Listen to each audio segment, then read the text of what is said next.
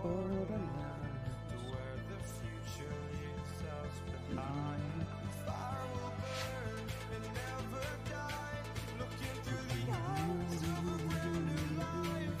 So just find me, just find me. Sparks will fly if we scream no. This is not how we're gonna go. We are the ones who will never let go. Watch us run till no one knows. We'll never grow.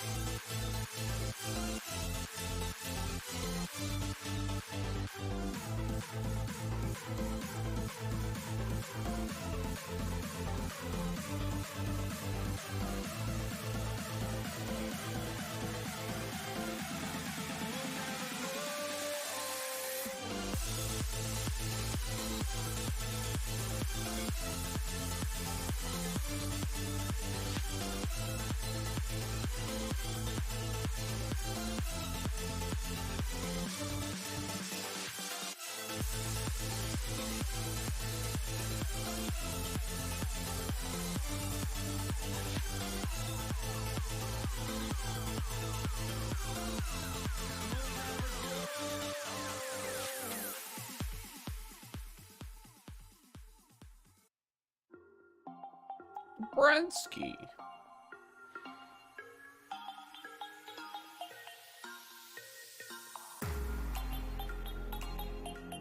Oh fuck, we need to look at like the fucking most recent update shit too, because they like added shit to the game and like changed shit.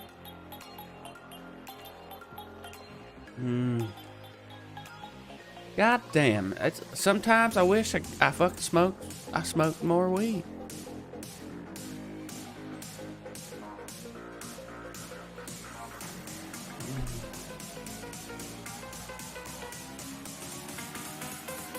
Damn.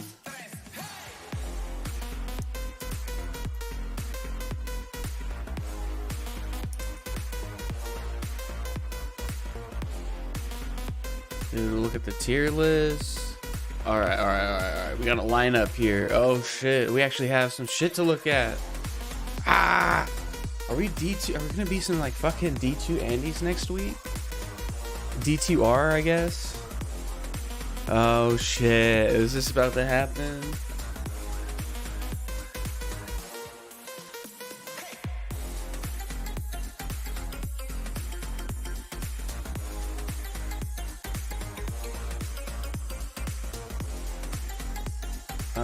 Let's add a...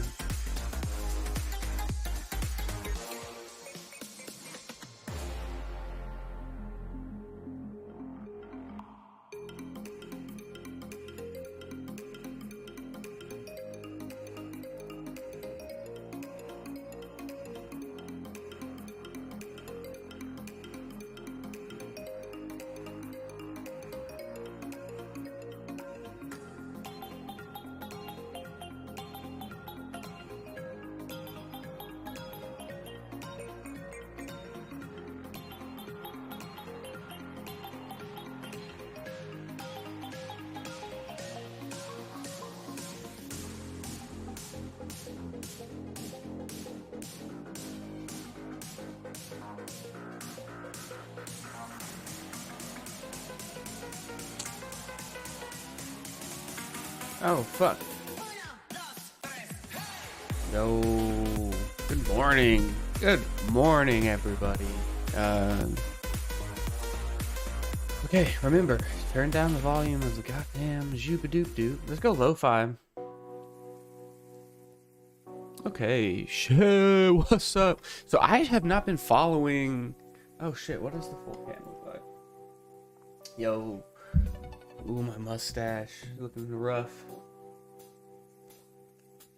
What's going on? Is that side? Disgusting, JC face. Your mustache is incredibly just fucking... I think it's fancy. Whatever. Fuck it. What are we looking at here?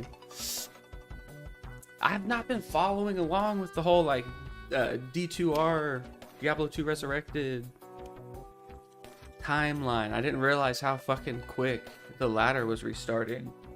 I saw some posts about like fucking updates and shit. So we're gonna check out patch 2.4. We're gonna look at some like tier lists, build tier lists. I want to look at. Oh, I fucking hold on a second. Roo, I did not mean to move him chair so far away that he can't sit next to me. Oh, come here, you silly head. We're going for a ride. Don't jump off. You're gonna sit right here. Oh shit, Louis, you're on stream, dude. You're on stream, dude. And if your brother wants to come in here, you can sit next to him. Fuck yeah. Me too with the cats. You know they always got my back. Oh, dude.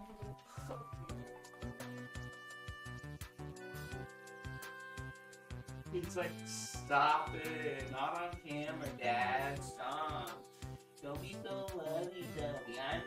I'm a panther. Yeah, shut the fuck up. You ain't shit. You ain't shit without me, cat. Shit, so that's really it. Aw. Louie. Why's your brother not come hang out with us sometime, huh? Alright, whatever. He can sit back there. Actually, let's move it a little bit over. That way he can be on camera.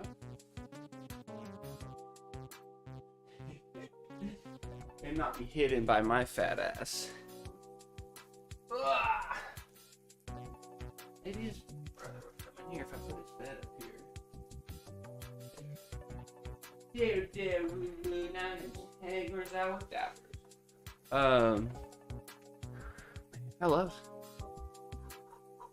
Can't believe how fucking long my hair is getting.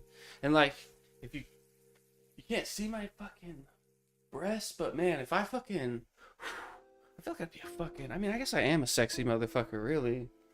Well, anyway, this isn't about staring at yourself. That's why I can't go full cam. I'm so fucking, I guess I'm a narcissist. I'll just like sit here, just look at myself all day. Like, damn, look at you, dude. Oh shit. You're on live TV, motherfucker. Ah! Okay, but for real, I'm just trying to get focus, JC Face, focus. Why are we here? We're here to discuss some shit. So let's discuss some shit. So,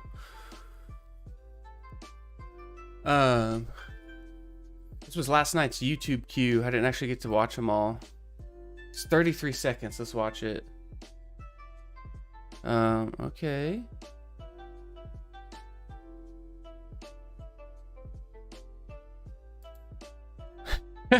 Okay, so this clip is from Spaceballs. It's like I can't think of the word for it, but it's basically making fun or poking fun of at Star Wars. And this clip, I just saw it comb the desert, and it just like, I haven't seen this in so long.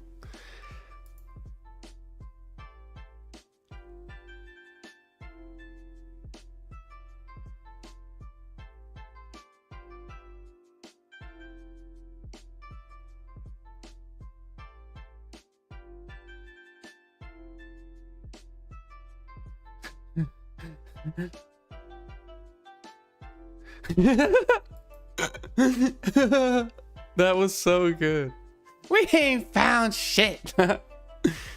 Oh, so I didn't even know if I wanted to watch this. Modern chicken farms, because the clip is like baby chickens being dumped on a conveyor belt, and all I can imagine is like, those are like imagine humans on a conveyor belt like that. There's no way it would pass any sort of like safety regulation bullshit unless like you're wearing helmets and protective gear. Like there's a bunch of markings and warnings all over the place.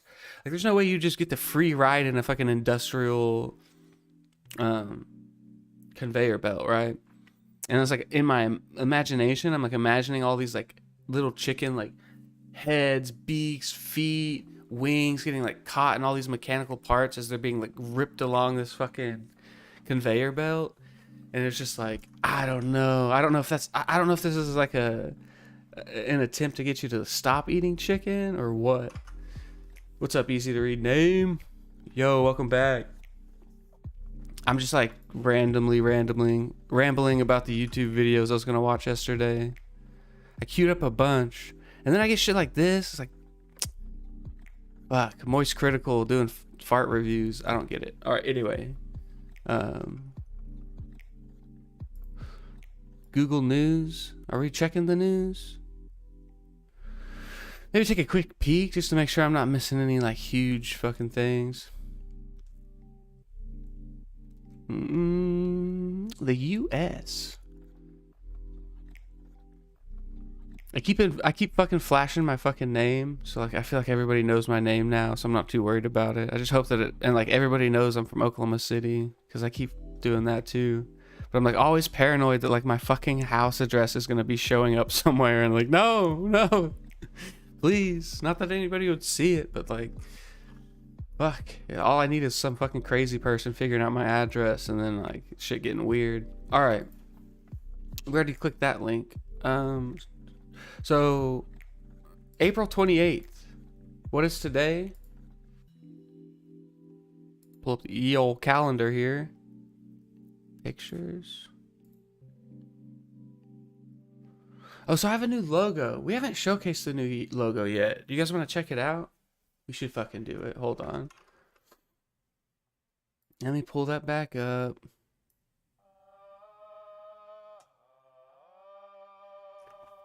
Right, yeah, that's what I know. It's just, it's better that that info's not out there, especially like, cause like it might be a big deal if I was like, yeah, you know, just somebody, but because I'm like a nobody, it's kind of like, yeah, whatever. If anything, I mean, it's not them showing up at my house. It's like there's a lot more fucked up shit that people can do knowing your address than just showing up. Like that's the least of my concern. I doubt anybody on Twitch would show up here, but you don't have to go to somebody's house to fuck with them at their house, and like, yeah. So it's better just to keep that shit private. All right, so this is the logo. I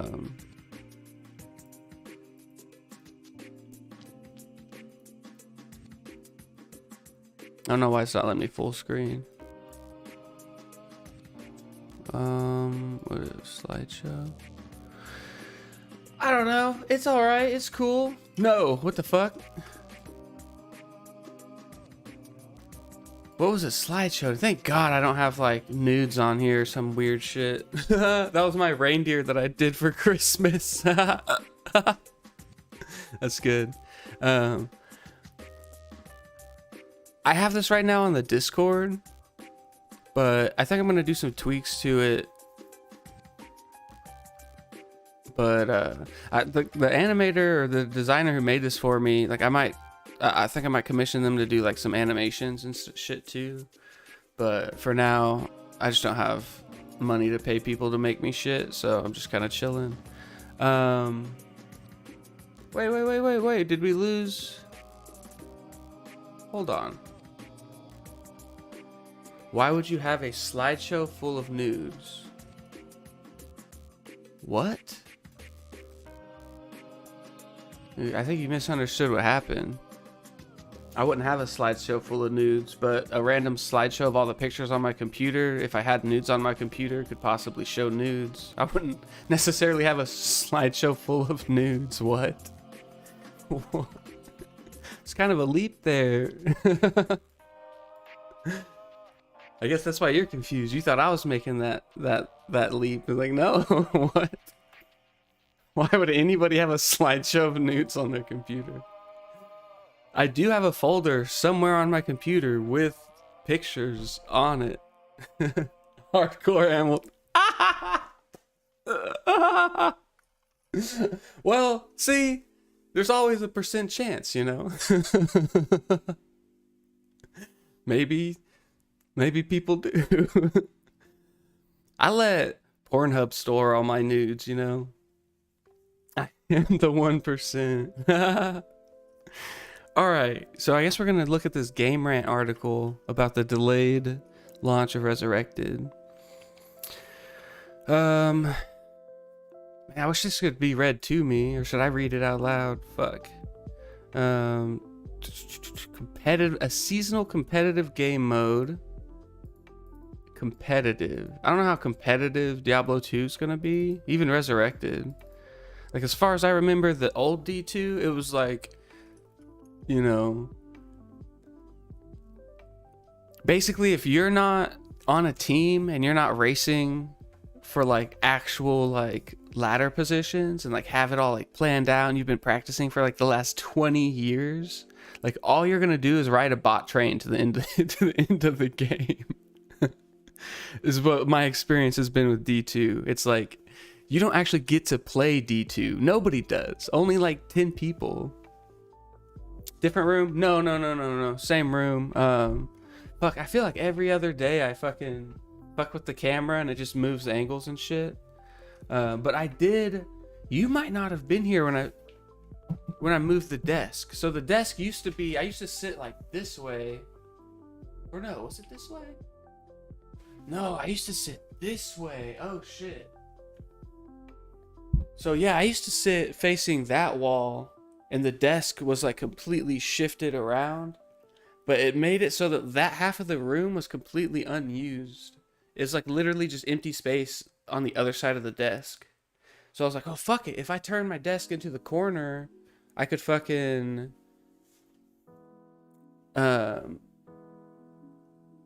you know, open it up and just have like the whole room as the backdrop. Nice, hell yeah. Yeah, well, I used to sit against this wall and like literally had like barely any room to like scoot forward and backward. I don't know why I'd crowded myself into the corner like that, but pretty fucking stupid. What the fuck? Man shot in fatal dispute over Diablo 2? Wait, is this... oh no. It's nutty. Anyway. I know, dude. Spam links, don't do it. Don't ever shoot anybody. Are you talking about Pretzel Rocks though, with the spam links thing? I have a question. Wait, Hardcore Hamilton. You might actually be able to fucking help me.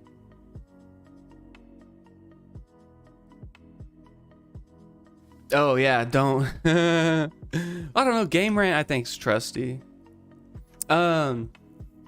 So at some point in the past, I was able to stream and play music, and the music would not show up on my VODs. Streamlabs updated something, and now I cannot figure out how to get back to where like I can play Spotify on stream, but the music doesn't make it on my VOD or over to YouTube.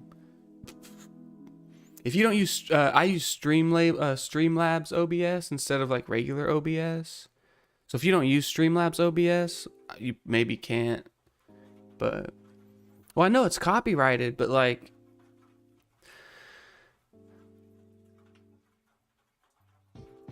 okay, so there was a, like, I have like my audio separated, and there used to be a way where like certain audio would play just on the live stream and it would not go to the VOD, and it wouldn't make it over to...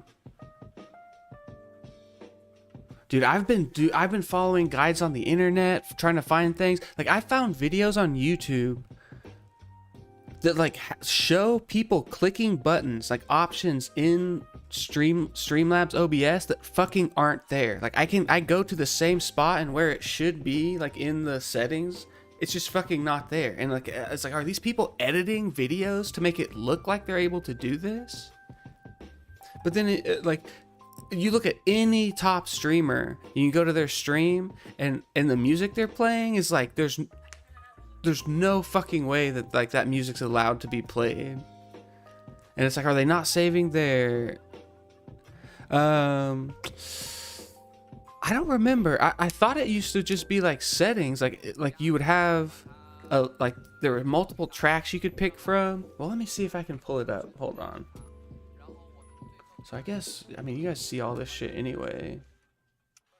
Well, no, I don't see this. Let me minimize that so no.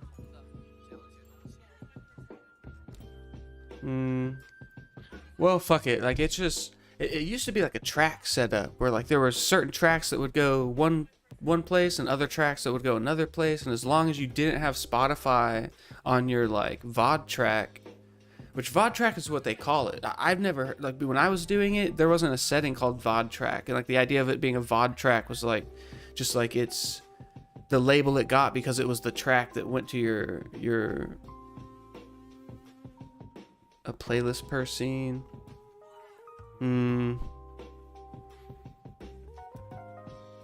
Dude, I don't know. My assumption and what I'm thinking is that like the people who are like playing the like copyrighted music on their live streams either have somehow gotten permission to do so, or they're not putting their stream to VODs. They just don't have their VODs, and they're not doing what I do with my VODs on YouTube, where it's like, because Twitch will delete your VODs after like 90 days or 60 days or something like that. And then like YouTube, like it's just like a permanent collection if you do both. But YouTube's like dangerous because like if you like, Twitch will just mute your shit. YouTube will like issue you fucking strikes and whatnot. And it's like they'll fucking lock your account and ban your account and shit. So I just had to like, I got my first strike on YouTube after the settings changed, and I was like, okay, fuck, I gotta figure this out. I couldn't figure it out, so I had to find an alternative. Pretzel Rocks is like copyright free music, but I have to pay them $15 a month to get premium, and that's the only way to turn off the chat spam. Otherwise, every time the song changes, Pretzel Rock gets to like jump in and fucking post something.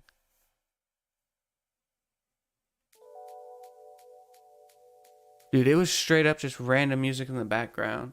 It was like I would turn on Spotify and play whatever the fuck I want. And then my VOD would be completely silent other than game volume and me talking.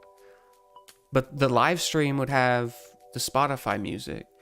And it's like, whatever the fuck, it's like they did it like, and it was around the same time Soundtrack by Twitch was getting worked on and was coming out, and what it felt like was like they wanted to push that Soundtrack by Twitch, and so they like did an update, fucked with the settings, and now the only way to do it was like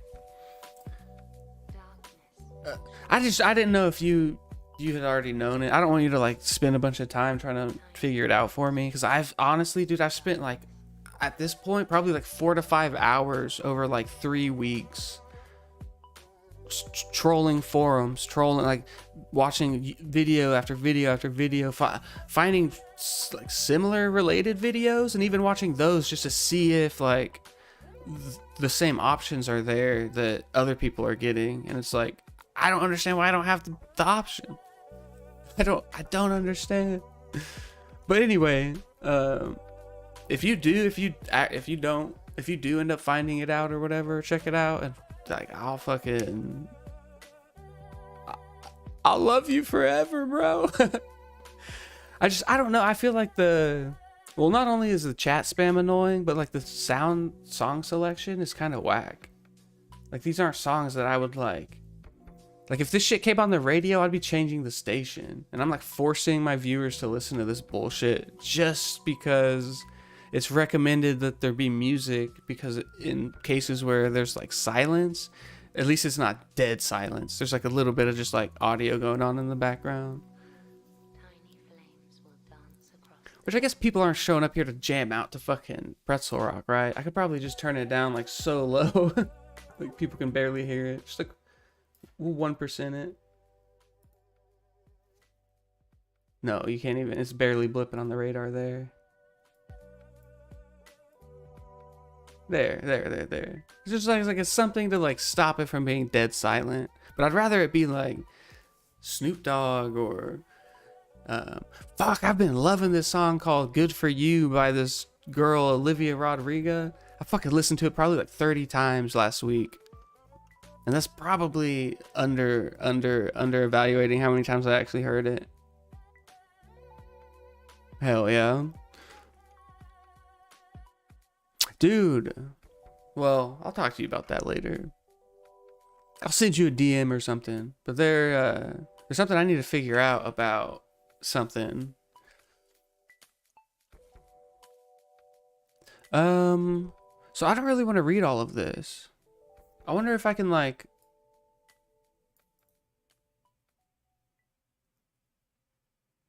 or is that just Google Chrome? Hold on. Let me Chrome this and see if they have a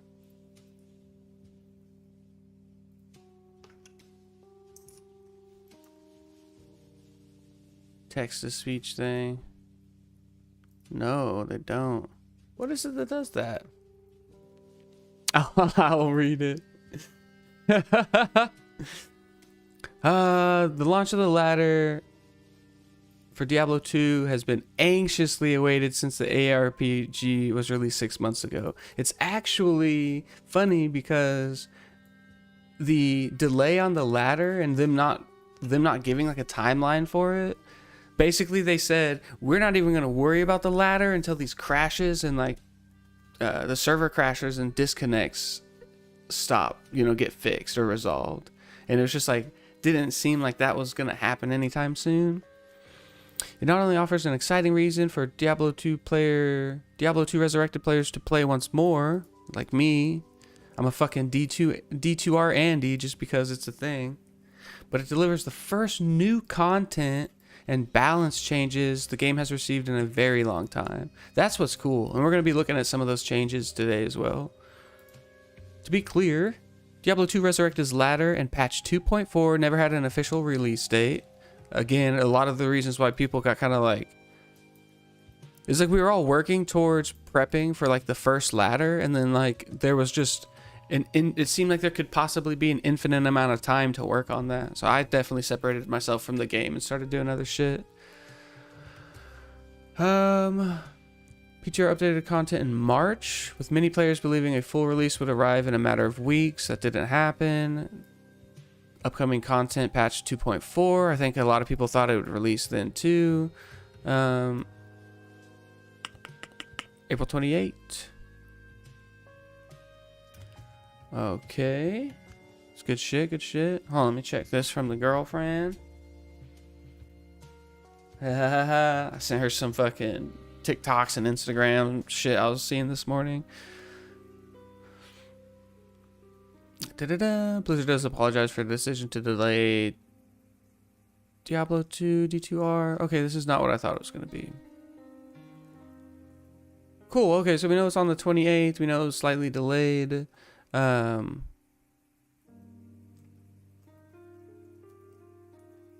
2 news. What's going on here? Going to the news. Diablo 2 news. Oh, we already clicked that. Okay.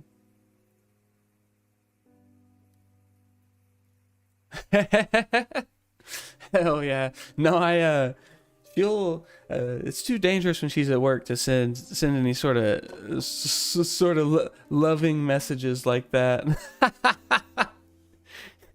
No, in my luck, she'll get fired. Like somebody reports her for fucking. I don't know why she's at work and all of a sudden she's looking at pictures of penis.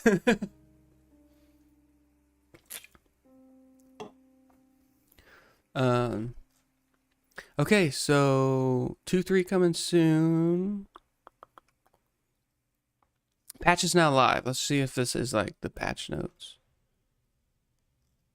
Patch notes. Ladder details. This is exactly like I'm probably days behind, but my wife goes to the bar with her friends. I remind her while she's out what's at home. That's good shit. Hell yeah. I might actually have the opposite effect if I were to send pictures. She'd be like, "Oh no, I need to find somewhere to stay tonight." No, it's not like that. We are excited to invite you to the Diablo 2 Resurrected competitive ladder system starting on April 28 PT. Pacific time, maybe? The ladder launch represents an optional ranked competitive system of the game through a series of modes available to select from with a fresh ladder specific character. That's what's cool too, is like everybody's gonna get a chance to like do a fresh start. That's what's cool about the ladder. It's like no matter where you started on your D2 journey, April 28th is your chance for a fresh fucking start. Yeah, everybody who's been playing up until now, and like especially those who've been practicing and honing their like leveling routes and shit like that, like they're going to be the ones at the top of the ladder. Most of us probably aren't going to even be able to get on the ladder after a certain time frame, but we'll see. They don't list a time here, so it's like April 28 when? Is it like April 28 midnight, or is it going to be like later in the day? But I don't know, we'll see. 4 different ladder modes. Classic ladder, the normal version of ladder play that encompasses playing with 4 acts. Hardcore classic. Okay, expansion. The normal version of ladder play that encompasses playing 5 acts, as it includes the Lord of Destruction expansion. Oh. Interesting.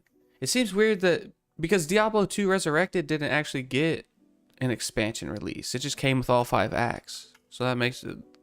It kind of seems weird that they would even bother doing it. But Diablo 2 Resurrected was not a re-release. It was a...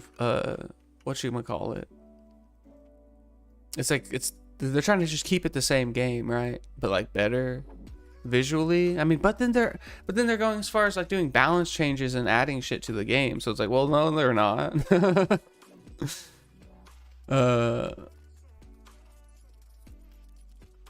Diablo select content will be exclusive for ladder modes. Players can use ladder, help ladder, chat commands to retrieve season start and information. Okay. Ladder information is made available in the leaderboard UI, and for console players will be updated upon loading into each game. Oh, and they do have launch times here. 5 p.m. Fucking... What does that look like? What does it mean? Damn,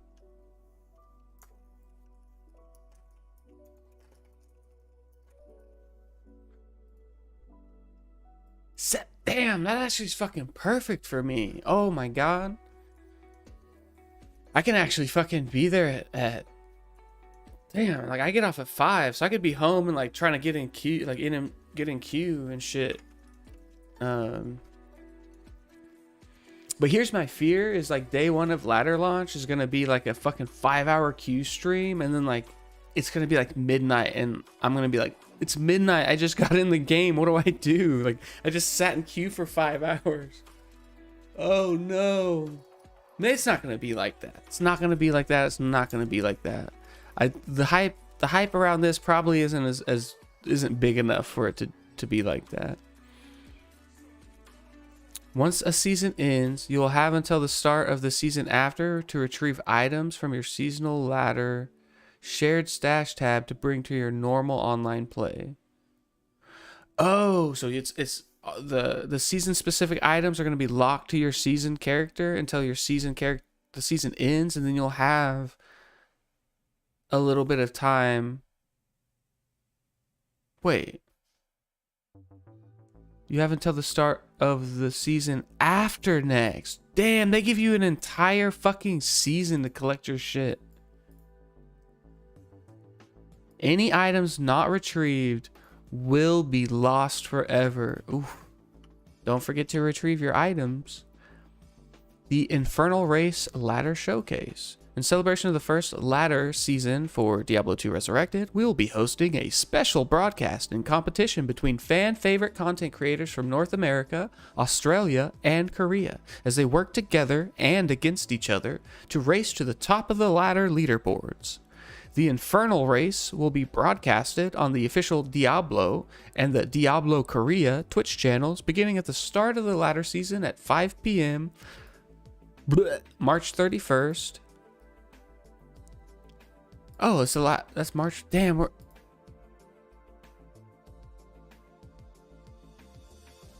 this is wrong. This has to be wrong.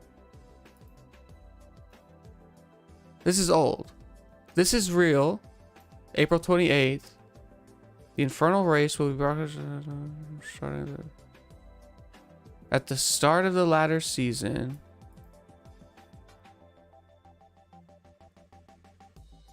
I'm confused. So was this, did this already happen? No. Here, right here. It says right here. They should fix this.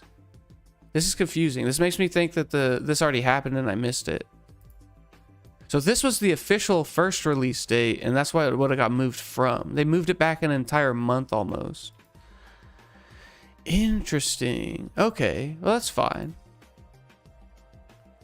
Mr. Llama, that's tight. English casters. That's not a big. That's not a big list of people. Interesting. Balance changes. We're thrilled to share new balance changes are coming to your favorite heroes in D2R. As fans ourselves, we're just as eager as you to find new ways to play. This is incredibly special, as the last patch made to make balance changes to classes in Diablo 2 was patch 1.1c, which was released on March 23rd, the day after my birthday, 2010. Holy fuck. I graduated high school in 09. That's fucking nutty. That is a long fucking time. Yeah, 12 years later. I was about to say, that's fucking a long time ago. We're making new changes to expand character build diversity and retain class fantasy specialty. These goals are crucial. We've reviewed many aspects of the game in order to fulfill these goals. So they're making their first changes to this shit. Since for 12 years, fucking Gramps. I know, fucking 31 going on fucking 70. Tell me about it. At least I can't relate. Like I see like 30 plus content on, like 30 plus aimed content on like TikTok and shit, where it's like, once you hit 30, you can't pee right and shit like that. And it's like, thank God I can't relate to that shit yet. But oh, you're still in your 20s. Live it up. Live it up. Hold on to that shit. Stop at 29. Stop at 29. Because, like, I was thinking about it the other day, and I'm like, damn, before too long, I'll be 40. And it's like, eyes got this big. Like, before too long, I'll be 40. Before too long, I'll be 40. And it's just like repeats and repeats and repeats, echoing in my head. And then like the Mr. Incredible Mr. Incredible meme where I'm like fucking blotchy black and white all of a sudden. All right, so I don't know anything about Amazon. Got 3 kids and shit. Ah, true. You graduated early, my friend. You start having kids, you're old already.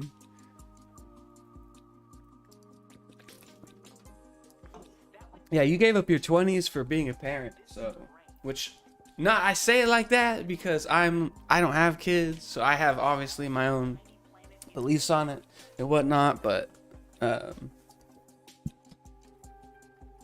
that's why I'm like, I feel like the words I choose make it sound like it's a negative thing to like have kids in your 20s, but no, that's great, especially like you get so much more time with your kids having them early. Because the later and later you have them, the less and less time you have with them to like help them through life. So it's pretty cool. I don't know much about any of these classes. The only like D2 classes I have experience with are like Assassin, and really I just do traps. So like I kind of need to read these. There's a lot of changes. What the fuck? Hold on. Is it like they just changed everything. What the fuck?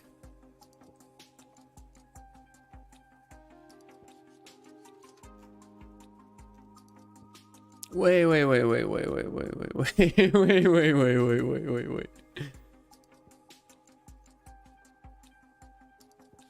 Oh shit, you've never played Diablo 2? Or just never played Diablo 2 Resurrected? Well, I guess, I don't know, I say that like it's fucking crazy, but to be fair, like my introduction to Diablo was the D3 release. And like hard into Diablo. You've never played any of them. That's nuts. I thought that, like, that's blasphemy amongst gamers, I thought. Like, you keep that shit to yourself. This is why I can't take you anywhere.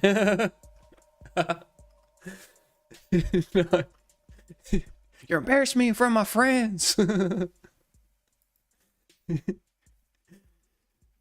All right. So they clearly changed a lot. So I guess let's just go through all of these. And then I'll pretend like I know what impact that has on the class.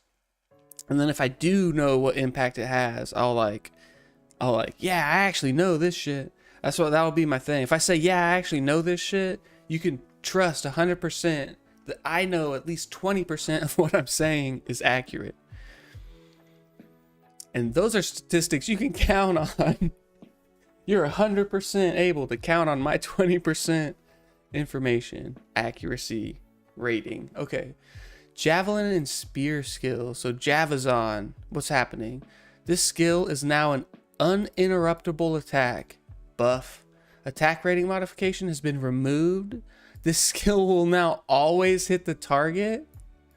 This skill now slows the target by a percentage for a duration. Animation speed increased by 30%. Okay, so it takes a little bit longer for the animation cycle to go through, but holy shit, doesn't need attack rating to hit. Okay, that's nuts. Impel builds seem like they're gonna be good. Fend attack increased by 100%. I have no idea what this means. Reduce the rollback frames value between each attack, but that's just doubling the attack speed, so that's crazy. Synergy removed. Synergy increased.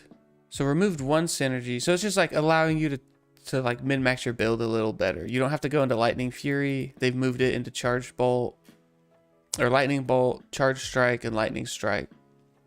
So it probably just took the percentages that you were gaining from having to go into Lightning Fury, and now it's gonna free up those skills. Yeah. Damn, you're playing Elden Ring right now? I never played any of like those games, like that whole series. So I used to play like I used to play WoW. I guess you know that. I was thinking about it the other day. It's like, man, I wish I had stuck playing WoW. So damn, they're just like removing the need to have Lightning Fury for certain builds. Poison Jab. Scaling at high levels have been slightly adjusted without any detail. So it's like it probably doesn't change too much, but maybe allows for like, if you're like, so like that skill itself, scaling has been adjusted. So maybe like outside scaling impacts it more. So like the top end's a little heavier than it used to be. They don't say, but like that's what I would assume. If they're trying to, it looks like they're trying to buff everything and like open up your choice, give you more options instead of, because previously the thing about D2 was like there was only certain builds that were viable. You can build any build and play the game, but you get to a point where it's like that build wouldn't carry you anymore, or it'd just be like come such a struggle. So it was like everybody was like funneled into using the same kinds of builds, almost like sometimes to the point where it's like cookie cutter builds where you had to do it exactly like this, or you didn't have to, but if you didn't do it that certain way, you were just missing out on damage, and like it was just numbers on a spreadsheet. It was like, yeah, if you do that, you're just fucking yourself. You're not getting the most damage you could, so you have to do it this way where everybody else is going to do more damage than you, and then they'll all point at you and be like, you're doing it wrong, you're doing it wrong, you're doing it wrong. It's like, I'm just playing the game to have fun. I did it the way I wanted. It's not wrong. It's just not the way you fucking did it. Anyway, Plague Javelin. Poison duration and damage has been adjusted. This should net out to a 20% damage per second increase, up to a 33% damage per second increase at max level. So yeah, everything is buffed. That's good. Casting delay is 1 second now. That's good. Reading this, I've beat Elden Ring like 5 times. Holy shit. Are you like re-rolling it on different characters to like make it more challenging, or just playing through the different characters to like, are there like alternative story modes and shit? Because like I noticed that like you can pick like from a wide range of starting. New Game Plus. Oh, New Game Plus is like you take your old character into a new game. Alt ending. Okay, so okay. So there's like reasons you're not just replaying it because it's that good. I've heard people call it one of the best games for like the next 5 years. They're like, this is gonna be hard to beat kind of shit. Makes me want to play it, but still on Amazon. So passive and magic skills. Ooh.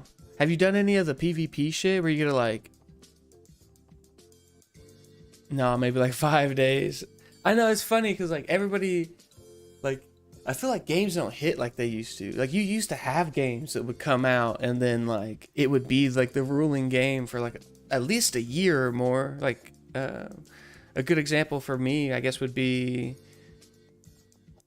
like the Halo series, right? It was like Halo would dominate the fucking FPS market until it kind of started to fizzle out, and then they'd announce the next Halo, and then like, oh shit, like everybody would get so hyped for the next Halo, and then like it would dominate like the game. But it was more of like a PvP game, so like it's hard. I've been kind of getting like I want to play Halo Infinite some more. I see it sitting up there every now and again, and I'm like, oh, season two.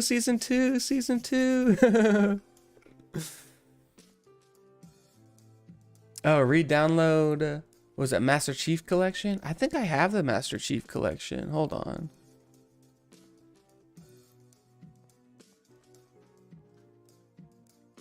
Yes, I do, and it is also 70 gigs. Well, we maybe not download that right now. Oh, they refunded me my fucking money. Cultivation Tales. I was gonna try to play this. It like just released. They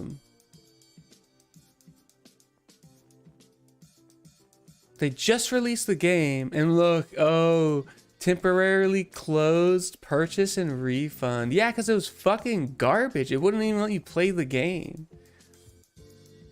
You pay like 24 bucks. You get into a loading screen that's not in English, which it's fucked up because everything here is in English. And then you get into the game and it's like all in Korean or whatever.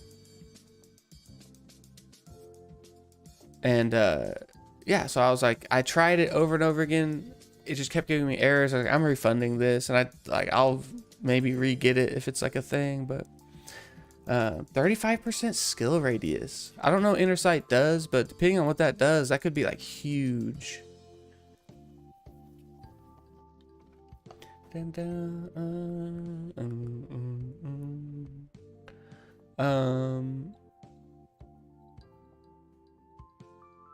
Slow missiles. Slow now scales instead of staying at a flat base. Well, that's good. The scale's radius has increased by 35%. The skill's radius. The skill will now reduce the enemy missile damage based on skill level. That's tight. Wait. Based on the skill that it's... On the enemy skill? Or on the... Okay, it's probably this skill's... It should say based on this skill's level. This skill will now reduce enemy missile damage based on this skill's level. Because this is too ambiguous. Is based on skill level applying to this skill, or is it applying to the enemy missile damage? Like the skill that... Or does that count as a skill? Do enemy attacks count as skills? Do they have like skills that they're using? Interesting. I don't know. I'd have to know more about that. But I'm going to assume it's based on slow missile skill level. I just don't know why it wouldn't give you like more information, like numbers. Casting delay reduced. Casting delay will no longer share its cooldown with other skills that have casting delays. That's huge. Global cooldowns are fucking annoying. Tooltip updated to now display casting delay. Cool. The animation can now be interrupted and will no longer lock out the Amazon from performing other actions. That's huge. So dodge is actually like, because dodge was like a fucking troll thing, right? You could get dodge, but then all of a sudden you could get dodge locked, where you're just like lock out the Amazon from performing other actions. Like, I died because I was locked in the dodge and couldn't fucking do anything. I guess. I don't play the Amazon. I don't know if that's a thing, but this sounds like it's trying to make it not be a thing. Void. The animation can now be interrupted and will no longer... Okay. We wanted to add some quality of life changes to certain passive and magic skills. We improved the radius for inner sight and slow missiles, and we gave more reason to invest skill points for slow missiles. Also, we wanted to alleviate the disadvantage of the animation lockout from using the dodge and avoid skills, so that players are more willing to spend points on these skills. That's what I was thinking. I was thinking that these two were like death traps, and that it seems like it's a defensive skill, but really what it's doing is it's fucking you over. We skipped this one. We wanted to give more advantage for using Amazon melee skills, so we're freeing up skill synergy reliance on Lightning Fury, which will make the lightning melee skills a cheaper skill point alternative to build around. Also, we are improving the power of the lesser used melee skills such as Impale and Fend. Lastly, Plague Javelin has received improvements with casting delay, damage synergy, and duration scaling to further diversify its uses compared to Poison Javelin. Cool. Bone crossbow, freezing arrow, mana cost per level, reduction. So that's not a huge change, but wait. Having the mana cost per level, I don't think that's that big. Increase the amount of physical damage converted to magic damage. Okay, that's cool. Multiple shot. Added synergy from guided arrow. Okay, a new synergy. So like guided arrow, if you're going like a multiple shot build or whatever, or build that runs multiple shot, it looks like guided arrow might be a thing. Guided arrow damage bonus increased. Added synergy from multiple shot. So now they feed each other. That's cool. Strafe. Remove the 25% weapon damage reduction from the skill. Now also gives increased attack rating with 30% baseline and 9% per level.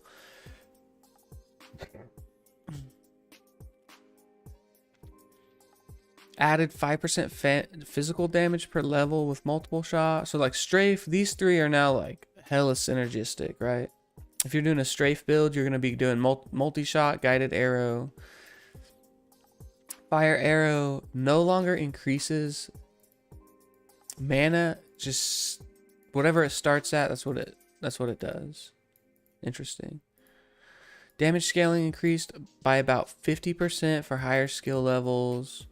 Fire arrow synergy increased. Mana cost per level reduction. So they're trying to make it easier to like build around shit. So like you don't need rune words. You don't have to go the same cookie cutter rune words to get your mana regening faster, right? Because like that's kind of what everybody does in like early levels, is you go for like a stealth because it has movement speed, mana regen rate, and like some other stats. I think dexterity, and it's like that's like a staple. You have to get it. You have to farm your fucking stealth in order to like progress into the game, or at least for quality of life reasons. You don't want to not get it, basically. And people will still probably get it, and it'll just feel better still. And then like I feel like people won't rely on it as much, and you might find yourself, actually we might see something like the typical stealth builders or stealthers might fall behind in the ladder because people are more willing to just skip that rune grind that sometimes has to happen. Like if you get lucky and get a stealth, even before the changes, like obviously it was going to be like huge if you just like first countess kill, for instance, you get your fucking tall F and it's like boom, like immediately access to a stealth. So you just move on, you know, wait till 17, throw your stealth on, and it's just like smooth sailing from there. Firebow skills are receiving damage scaling improvements at higher levels so that they consistently fulfill their fire elemental damage type roles for their tier level. Also, mana costs were reduced for the elemental arrow skills to give them more general usage. Strafe will no longer have weapon damage reduction and will also provide attack rating so that it can have distinctive advantages over other physical bow skills. Finally, we believe it felt odd that the physical bow skills didn't have any synergies like the cold and fire bow skills do. We hope that giving them some synergies to the physical bows helps them remain viable. Okay, so like these just didn't exist before, whereas the elemental arrows had synergy. So that's all the changes for the Amazon. Pretty good. Totally an overall buff, and I feel like we're gonna see a lot more variety, which is what they talked about before, right? They want to see more variety in options. So assassin, big on assassin, like the assassin. We do a trapacin. It's probably what we're gonna trapsin. It's probably what we're gonna do at launch too, just because that's what we're most familiar with. We understand the build. And with the changes, we'll get to experiment a little more, I feel like. We'll get to those changes, though, here in a bit. Fist of Fire, attack rating, bonus increased from... Okay, and from... Okay, attack rating, bonus. Okay, so they're increasing all the attack rating bonuses of all the different strikes. Basically, not as important to farm attack rating anymore, or you just... as you get attack rating and you benefit from it more, so you're not having to like min-max it so much and your hits are hitting more often. Now consumes only one of each martial arts charge when cast instead of all of them, or what? I don't remember how that worked because I never did a martial arts I never did. Yeah, the martial arts assassin. Interesting. Now, always hits the target only if the assassin has any martial arts. Okay. So it'll always hit as long as you have a charge to consume. Always hits damage bonus level increased from 5 to 15. So like just buffing everything. It's nice. Which is, so previously the issue was there was a lot of, like I was talking about funneling into like specific builds previously, and like this will fix a lot of that, because the reason it was builds were being funneled is because it was too hard to get the requirements to make skills viable, or there were just better skills that had more consistent damage that weren't hard to use. So like martial artist is good, I think, but it's just like really complicated for like, I'd say somebody who'd never played it before to like get into it. Like it seems complicated to me, like, but nevertheless, this seems like a pretty good improvement. You'll see a lot more people, I think, trying these different builds. Maybe not at ladder launch. People will play what they're comfortable with, and like all these buffs will be meaningless because people will just fall into the, their same habits. But we'll see. Now consumes only one charge, so they're each only consuming one charge instead of, I assume they're consuming all of them. Now guarantee hits the target. Why'd they change the always hits, always hits, always hits? Now guarantee hits. Why did they now always hits? That's weird. It's like multiple people worked on this or something. Has any martial arts charges. Casting delay removed. That's big. Damage bonus increase. So 10% bonuses across the board. Martial arts skills are receiving a significant change with having finishing moves only consume one of each charge at a time instead of all three at once. We feel like this will allow martial arts to perform smoother during combat, and that's why people don't do it, right? The build up all three, dump, build up, dump, build up, dump. It's like, no, I'd like to be able to like build up and then like I don't even get to use any abilities. Anyway, yeah, it's like charge maintenance. Now it's not a fill up dump. It's like, okay, I have two, I use one. Now, instead of having to immediately start building back up, I can also cast again, instead of trying to build up charges. And then you can build up to 3, and then it's like, it just allows a difference in decision making, and it feels like you're actually playing the character and you're just not doing, what's forced upon you. In addition to this, we're increasing attack rating for charge up skills to complement the smoothness of gaining and spending charges. Missing punctuation. Lastly, we wanted to improve damage payoff. What they say here is exactly what it looked like they were trying to accomplish, so good on ya. Fade tooltip updated. to now show the physical damage resist reduction. That's interesting. Venom, buff duration scaling per level change from 4 seconds to 12 seconds, matching bursts of speed and fade. Buff duration scaling. Okay, so now like the passive or buffs will scale to have the same cooldown. Casting delay reduction from casting delay reduced from 6 seconds to under a second. Oh shit, okay. Dude, that's actually kind of cool. This is actually fucking cool. Because like the swapping and casting shit was annoying as fuck. We felt shadow disciplines are generally widely used and effective, but we wanted to add some quality of life. Yes, thank you. So we added tooltip clarity. Yeah, so see, they're not buffing things that are already overused, which is great, right? Like this is just overall quality of life. Nothing needed to be changed or added. It just makes more sense. Shockwave. Remove synergy from Death Sentry skill. Cool. Charge Bolt Sentry increased. Lightning Sentry increased. Casting delay will no longer be shared. They're removing Death Sentry from the lightning. Interesting.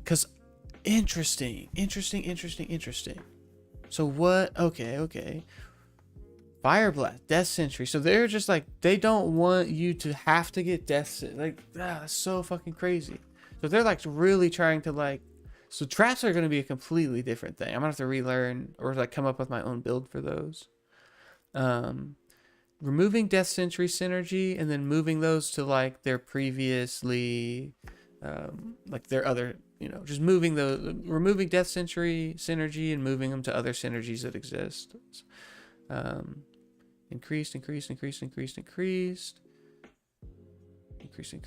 Wake of Inferno, remove synergy for everything. Had like death. You basically had to go Death Sentry if you were doing Trap Assassin. Like that's crazy, and they just completely flipped that on its end. Okay, have the casting delay. Missile speed increased by 20%. Weapon damage increased. Whoa, doubled the weapon damage. And then gave it scaling with the other. Damn, so you could actually do like a Blade Flurry build? I want to do a Blade Flurry Assassin. Oh my god. Oh shit. Alright, we're gonna look at the build tier list later. But I just got like some feels. I think I'm gonna try to do a fucking Blade Fury Assassin. Fuck the trap. I'm gonna go. It's gonna still be a traps in because it's gonna be in the traps thing. But like, and like, I don't know what all this means for me. But like, we might be doing some like martial artists, shadow discipline, but like traps. We'll be doing like a bunch of different things. Okay, interesting. Let's read this. I'm getting bored reading this shit. We've been live for an hour and like I'm barely into this shit, and we have 5 more classes to go. So I'm gonna start going like through this pretty quick. We're gonna look at the tiers. The game's already updated, and I think we're gonna jump in there and maybe dick around for a little bit. But I don't think I'm gonna be playing D2 today. But I mean, I am getting kind of hyped.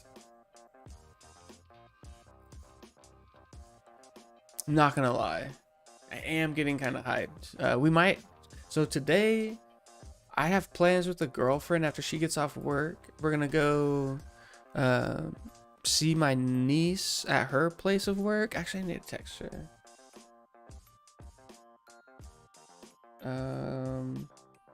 Do I not have her number saved? True.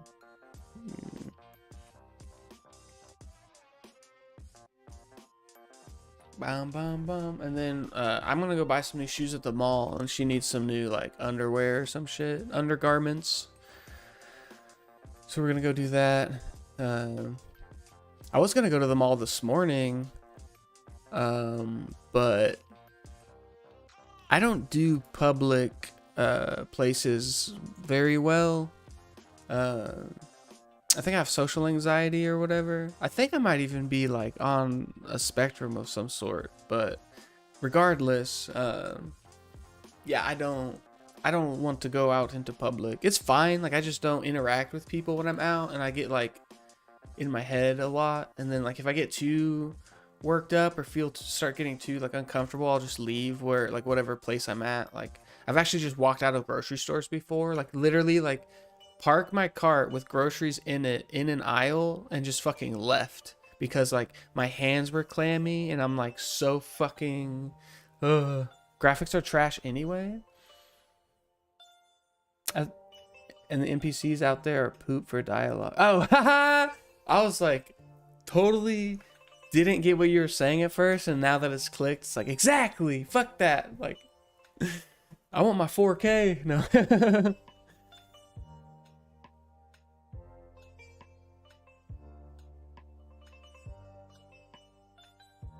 Damn.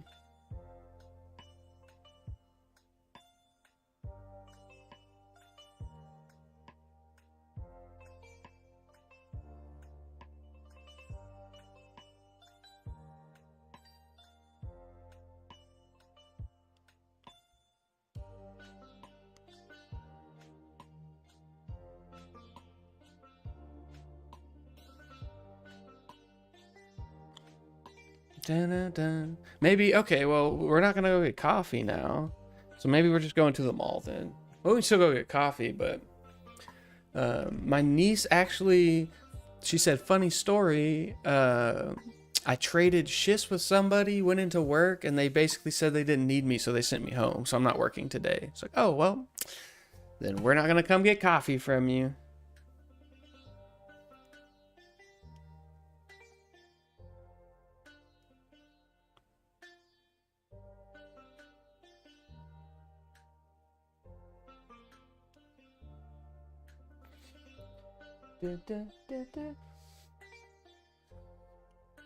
Fuck, I actually, if she's not working, I should be like, hey, come bring me some weed.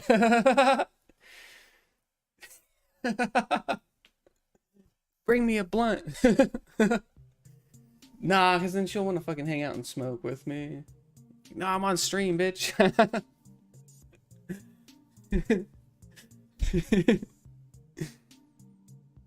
That's right. Oof.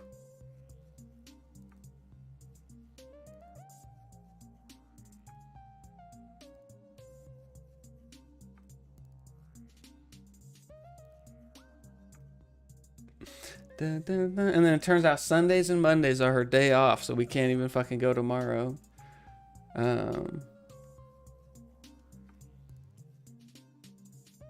Wait, I don't even think she smokes weed. I'm not even gonna ask her. This is my fucking... I want to say she's 20 now. So like it wouldn't be that weird for be like, hey, you smoke weed? So she probably has her card and shit. My card expired, so I can't even fuck with it. Just leave it alone. It's crazy because like, even though my card's expired and it's been a really long time since I smoked, I'm still like wanting to. I just can't. I can't. And I don't really fuck with her like that, so she'd be like, why are you asking me to get you weed? Like, I don't know. She's like, you've never brought this up before. Like, yeah, I know. I'm just fucking around. War cries. Anyway, back to what we're doing. I feel like I was telling on myself. Like, hey, listen, FBI agent listening in. I was just kidding. I would never solicit illegal drugs, even from my family. Unless I was authorized to use those drugs. So just hello, testing, FBI agent, can you hear me? That's the official statement from JC Face. Anything prior to my official statement was clearly a joke. All right, war cry. They don't need to buff the barbarian. Basically, the barb, the sork, the paladin, all fine. Leave them the fuck alone. Actually, nerf them. Nerf the Sork. Like, you're gonna have to nerf the Sork if you want anybody to play anything different than like the typical Sork builds. Your ads now are about 420. Hell yeah. Wait. Oh yeah, I do get ads. Like, everybody gets ads, huh? They're listening. Oh, I bet. Oh, I fucking can only imagine. I talk about, like, it's so fucking spooky because, like, I'll talk to people at work about something, and then, like, I get home and, like, the first, like, 3 YouTube videos I watch, or, like, Twitch things that I watch, will have an advertisement related to that, like, obscure thing I brought up at work that day. Like, things that I don't normally talk about, but then, like, all of a sudden I'm getting, like, adverts for it. It's like, hey, Siri, can you stop listening in on me and, like, providing that information to advertisers? Hey, Siri, are you listening to me?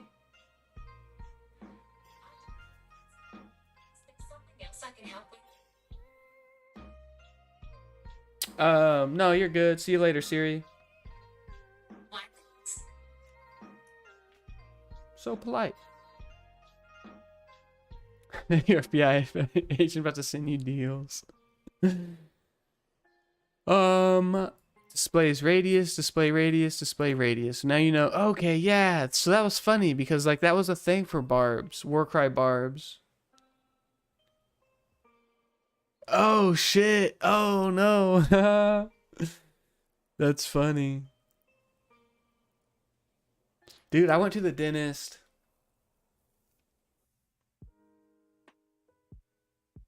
Thursday. That was Thursday, wasn't it? Yeah. I went to the dentist Thursday. Found out I have 6 cavities. Like, 5 of them are baby cavities, but one of them's like almost. He said, what did he call it? Like a near something. But it's basically like if they don't take care of it soon, like, it's gonna be needing a root canal. It's like, ooh, yeah, fuck that. Like, I've had 1 root canal already. And it's fucking painful and it's fucking expensive. Very expensive. Fuck yeah, you are, dude. Ugh. That's rough, dude. I had just 1, and it's like, not only was it rough doing it, but it's been like, it's just so weird because you can't, it's like not that you feel your other teeth, but you kind of do. Like, I mean, now that root's not there anymore, it's just like, oh, it's just so weird. It's just like, I mean, it's been years ago. Like, I would say, like, at least, it's been at least 6 years since I got it. And the fucking dentist said that I'd probably have to get it replaced by now, but, like, it's fine. Dude, I'm in the exact same boat, man. Like, that's what I was telling the dentist. Like, I need to start taking care of my teeth or shit's gonna be a problem. Especially with the amount of sugar I ingest. Which I'm trying to dial that back because I think my sugar consumption is what is making me, like, not be able to lose weight. Well, and, like, I mean, I don't eat healthy, and that's, like, kind of what I need to focus on right now. Like, that's my goal for my 30s is, like, focusing on my health, both mental and physical health. So I'm also, like, it's crazy to think that I'm 31 years old and I've spent my entire life, like, pretty sure that I have ADD or ADHD. Not positive, but, like, it was like a constant recommendation as I was going through grade school and, like, all the way up into high school. Like, teachers would basically, like, plead with my parents to, like, get me evaluated, get me on medication. Like, it's basically like, because, like, a parent doesn't want their kid to be like basically her mindset was like, I don't want him to be a zombie, but you have to balance the fact that, like, yeah, okay, maybe you're making your kid a zombie, but at the same time, like, imagine how hard it is. Like, it's literally called a learning disability, and, like, my whole purpose for being at school isn't to not be a zombie, it's to learn, like, to become educated, right? And if some sort of mental illness is inhibiting my ability to learn, like, take care of that. Like, that's, and I don't blame my parents for not getting me tested or not, putting me on meds or anything like that. It's, like, commendable that they, like, had a belief and stood by it, but I think I'm old enough now that I recognize that like there's something wrong and that like maybe I should get evaluated. Like, I mean, the very worst that happens is they're like, no, you don't have ADD. Like, you're just a normal person with like thoughts, and like you just need to take better care of yourself. Maybe a better diet and exercise will make you feel better. Or they're like, yeah, actually you do have ADHD or ADD, and like we want to try some medications to see like how it impacts your life, and we want to find what's right for you. And like I'll go through that trial phase of like seeing what works, and then like find a life balance, and hopefully start like, you know, feeling like I'm in control of that that side of me. But anyway, Warcry damage increased by about 30%. Radius mana cost now increases by only, it's, why do they word it different like throughout the fucking thing? Anyway, shout, good, tooltip updated, blah blah blah, increased radius baseline value increased. More tooltip descriptions.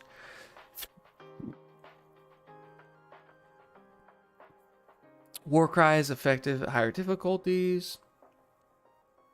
Adding a new functionality and synergy to give more reason to use the skill, which also gives more reason to spend skill points on Find Potion. Cool, cool. Combat Mastery, Sword Mastery, renamed to Blade Mastery. Oh shit. Why? Oh, now affects daggers in addition to sword. Anything with a blade, that's why. Just fucking read, damn it. Increased base attack rating bonus to 40%. Oh shit. Increases, okay, and then increased attack rating. Okay, so they're making it harder to, or easier to get your attack rating needed to like make sure you're hitting. This one got a slightly better increase. Oh no, it didn't. Same increase, just from a different base value. Okay. Add a chance to not consume quantity per level, up to 55% chance at level 20. Oh, and that's just added. So like more than half the time you won't be consuming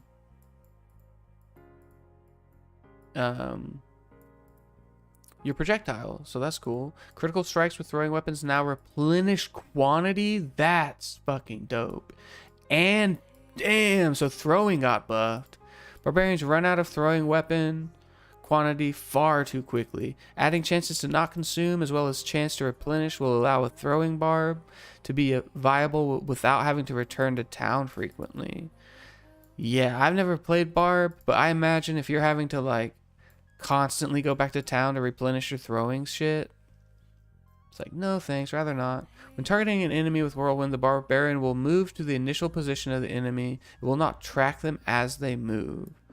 Whirlwind will be performed even when targeting adjacent enemies, used to perform a basic attack. Oh, interesting. Minimum distance, baseline min distance increased. Speed of the leap motion increased by 75%. That's fucking good. Leap now has a minimum jump height and duration.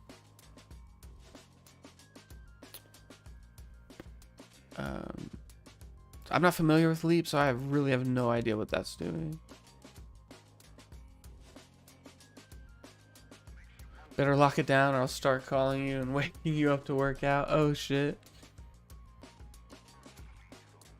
Dude, I've been trying to... Oh, fucking look at Louis sleeping in the chair back there. He's fucking zonkered out.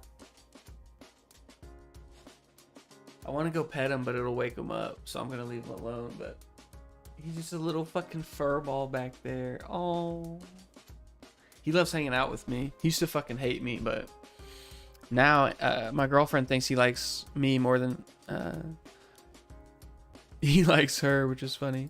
Speed of the leap motion oh, leap and leap attack are two different things. Leap attack now has a minute. Okay, same thing. Ooh. Doubled the baseline damage. Doubled the attack rating. 25% increase on the per level percentage increase.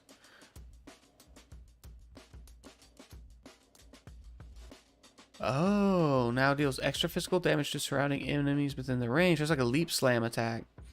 Leap synergy bonus applies to the AoE damage in addition to the attack. Increased mana cost of leap from 9 to 10. Okay, not huge. Like whatever 1/9 is in percentages. Like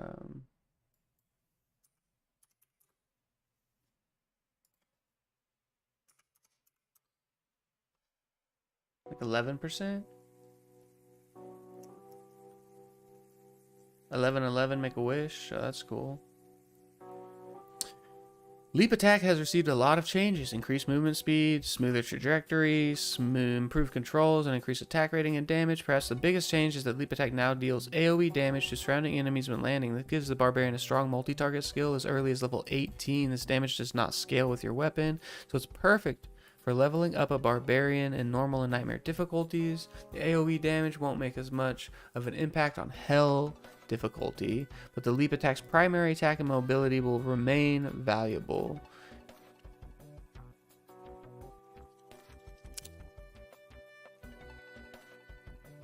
Shout synergy replaced with battle orders. No idea what that means. Added damage bonus with 16% baseline and 8% damage increase per level. Frenzy, increased stamina, synergy added, plus 0.4 seconds per level. For Berserk, the existing Shout synergy is changing to battle orders because the defense loss from the skill contradicts the usage of Shout, and this will better connect with the skill synergy build possibilities. Double Throw will now have a baseline damage increase so that it will not purely rely on synergies for damage. Frenzy is receiving a new synergy from the lesser used increased stamina skill to give more reasons to invest in skill points there and add new build diversity. Cool, so that's the Barb. We're cooking. 4 more to go. Druid, we're going to run through these a lot faster, I think. Because now it's been like another half hour and we did a single fucking thing. We can't spend a half hour or 20 minutes on each of these. Elemental skills, Firestorm. Casting Delay will no longer share its cooldown with other skills. Tooltip updated. Casting Delay. Missile speed increased by 100%, doubled. Missile range decreased by 50%. The overall travel length remains the same. Ah, okay, so it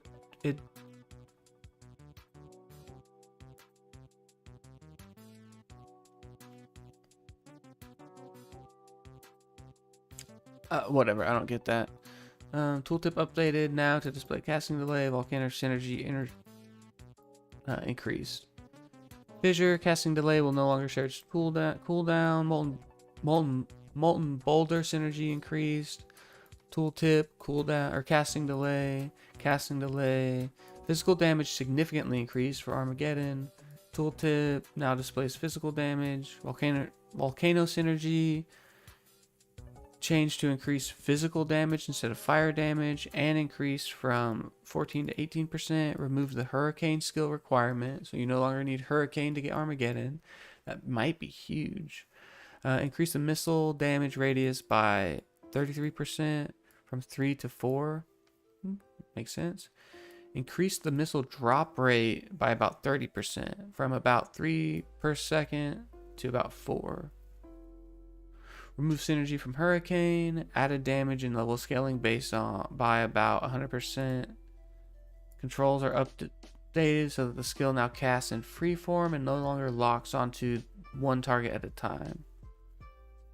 Can now be cast while in Werewolf and Cyclone Armor can now be cast while in Werewolf or Werebear form.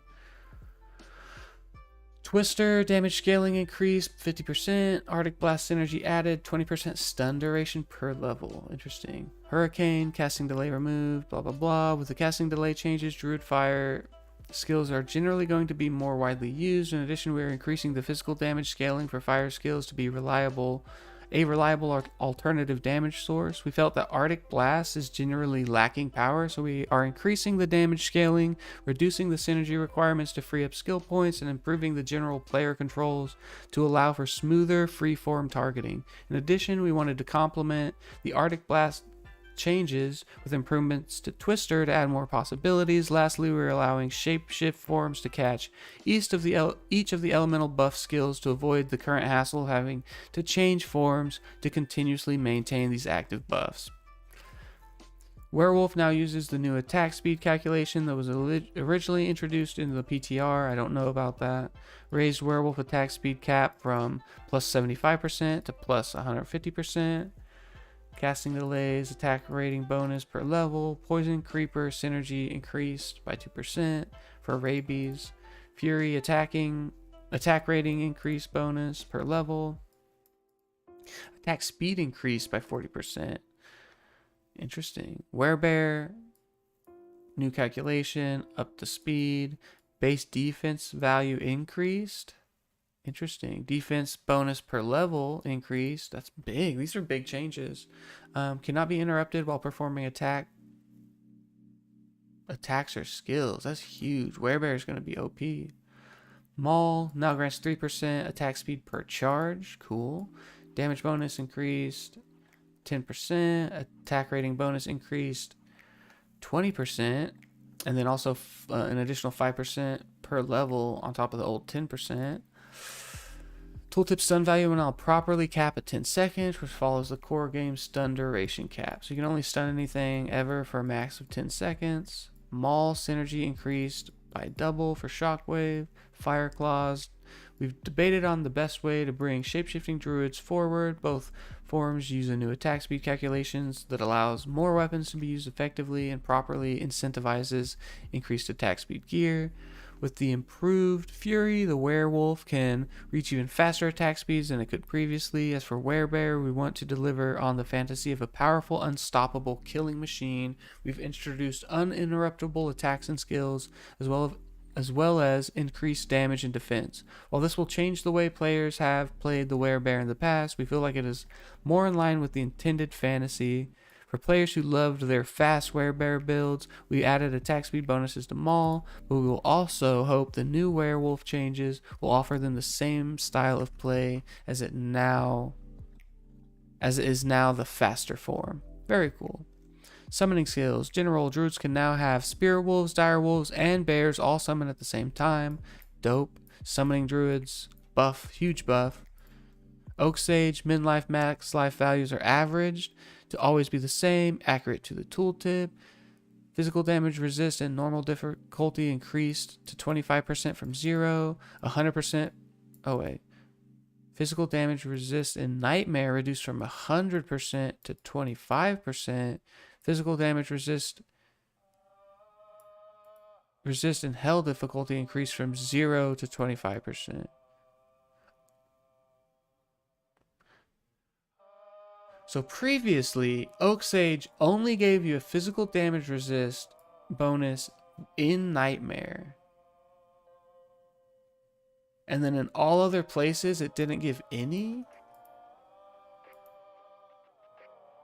This is confusing as fuck. But like, I just don't know. It's like 25% across the board now, it looks like. Heart of the Wolverine. Same thing here. Spirit of the Barbs. Aura no longer returns a percentage of damage when hit. Now the aura will deal a flat amount of damage when the aura affected targets are attacked. Attack rating bonus increased by double. Modified the AI so the ravens attack more often. That's good. Damage level scaling. Damage level scaling significantly increased. I feel like this should be hyphenated because it's talking. Yeah, anyway. Synergies added to Raven with Spirit Wolf, Dire Wolf, and Grizzly. Attacks now deal cold damage and chill for a duration. Damage level scaling increased by 10%. Base life increased about 80. Life now increases 10% per level. Bonus damage, bonus life. Life synergy reduced. And it's because they gain life per level. Updated the tooltip. Base life increased by about 15%. Life now increases by about 10% per level. Poison creeper. Damage level scaling significantly increased. Life scaling increased by 100%, so doubled life scaling. Rabies synergy added, 10% poison damage per level. That's good. Carrion Vine. Life recovery has been reworked to be 1% healing per level instead of using a diminishing calculation ranging from 3 to 12%. Cool. Solar Creeper. Mana recovery has been reworked to be plus 3% mana baseline with 1% per level instead of using a diminishing calculation ranging from 1 to 8%. The restriction of the druid being allowed only one type of summonable at a time has restricted the viability of this build and has hampered the fantasy of a druid summoner from living up to its full potential. We feel that a druid being able to summon all of his allies at once will make for a more interesting and fun playstyle. In general, all summons will no longer have hidden randomized health values so that the tooltip is more accurate and so summons perform more consistently. Ravens are getting significant changes to help them function as a spell-like skill for summoning druids to use, and this includes damage scaling buffs and new synergies from other summons to fuel their damage, where wolves are getting improvements to give them more of an identity as damage dealing summons. The spirit summons are receiving a physical damage resist change across each difficulty to make them survive more consistently.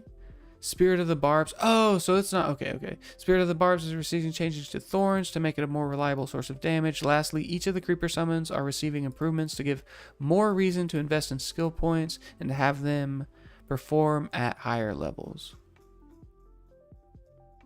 There's the druid. Don't skip necro. Summoning skills. Raise summon mage. Percent HP increased. Total poison total damage scaling increased by about a fuck ton. What the fuck? That's the highest percent change. Poison duration no longer scales and now lasts 4 seconds. Okay, that's why. Okay. Cold damage scaling increased by about 50%. Lightning damage scaling by about 5%. Blood golem. Attack damage increased 20%. 20% reduction in mana cost applied per level. Now gains max life per level. Damage scaling per level has been increased. Thorns no longer returns a percentage of damage when hit. Now Thorns will deal a flat amount of damage when the aura affected targets are attacked.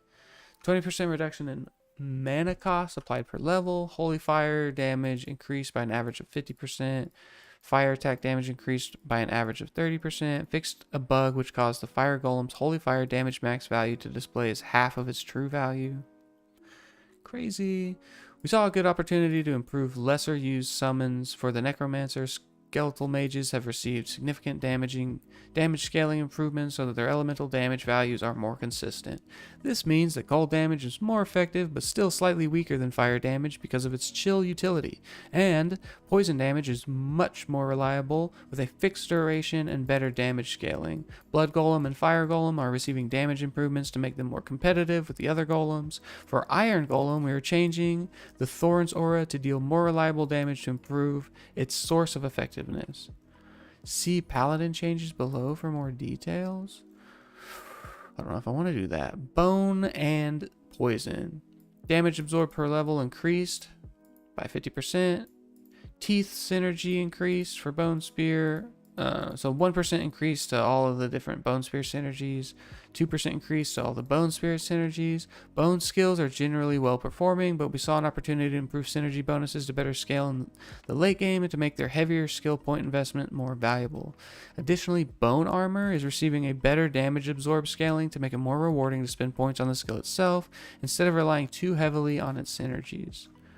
Curses weaken. Damage reduction now scales based on level from just 33% to now 33% and 1 per level. Okay, so up to 53%.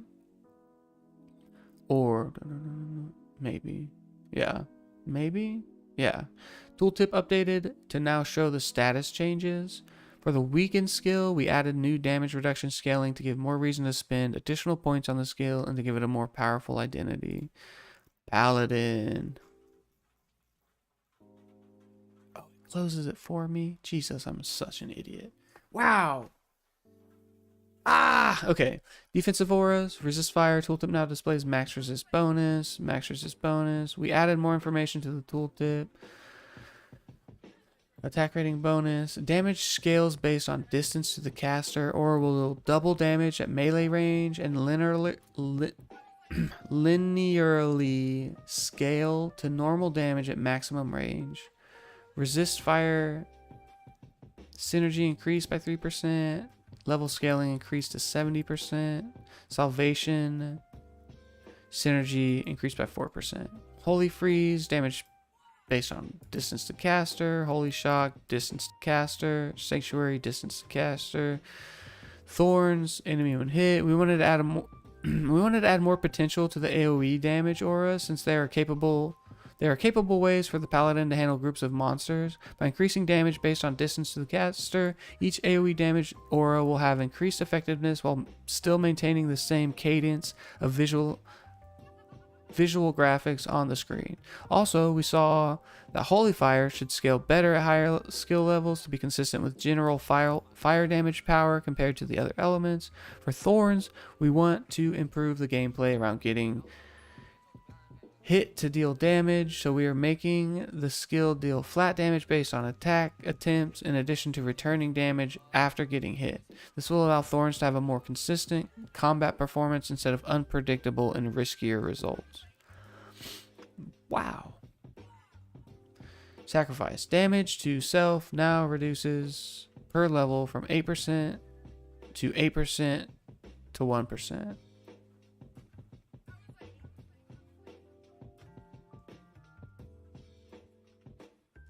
Between 8% and 1%. I don't know.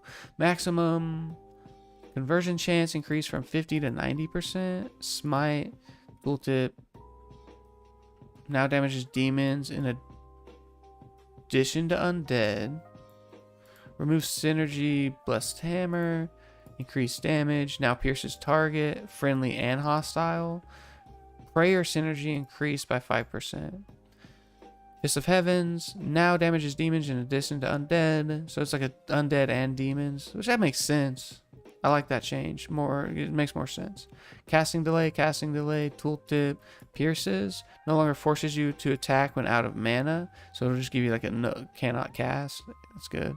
Improved targeting functionality for auto-acquiring enemies. We wanted to improve the lesser used combat skills to give more viable build options. Holy Bolt will now pierce to increase its combat use cases and will have less skill point synergy investment to open more possibilities to spend skill points elsewhere. Fist of Heavens is also getting the same Holy Bolt pierce changes and will have less casting delay and improved control to help make it a more effective level 30 skill to use.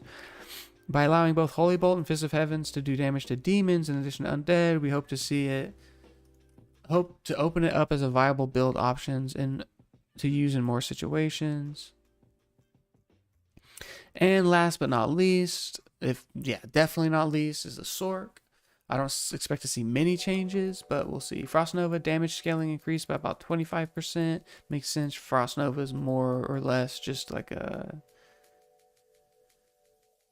utility skill at this point. Usually people grab it just to have like an AoE like freeze, I guess, or AoE slow. I think, but like that's gonna help for people who do want to go like an AoE cold build. Blizzard casting delay, Frozen Orb casting delay, base duration increased from that. I find weird.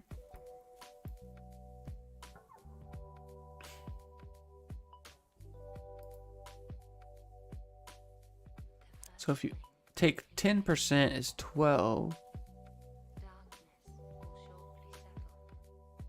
So 20%. It's a 20% increase. Base duration 20%. Okay. Shiver armor damage level scaling increased by about 25%. 20% on time for the base duration. Damage level scaling about 200%. So like, is that triple? Triple.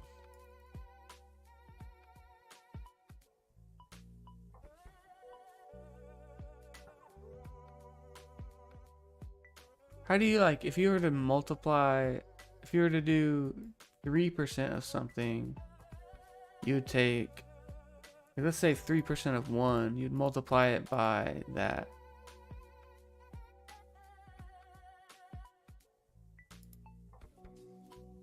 But if you wanted to add 3% to one, you would multiply it by that.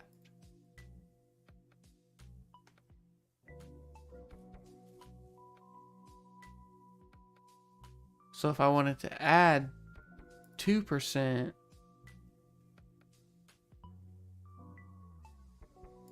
I would multiply it by 2? No, because that's adding 100%. That's 100%. So it's gonna always be like +1, I guess. So like that would actually be like,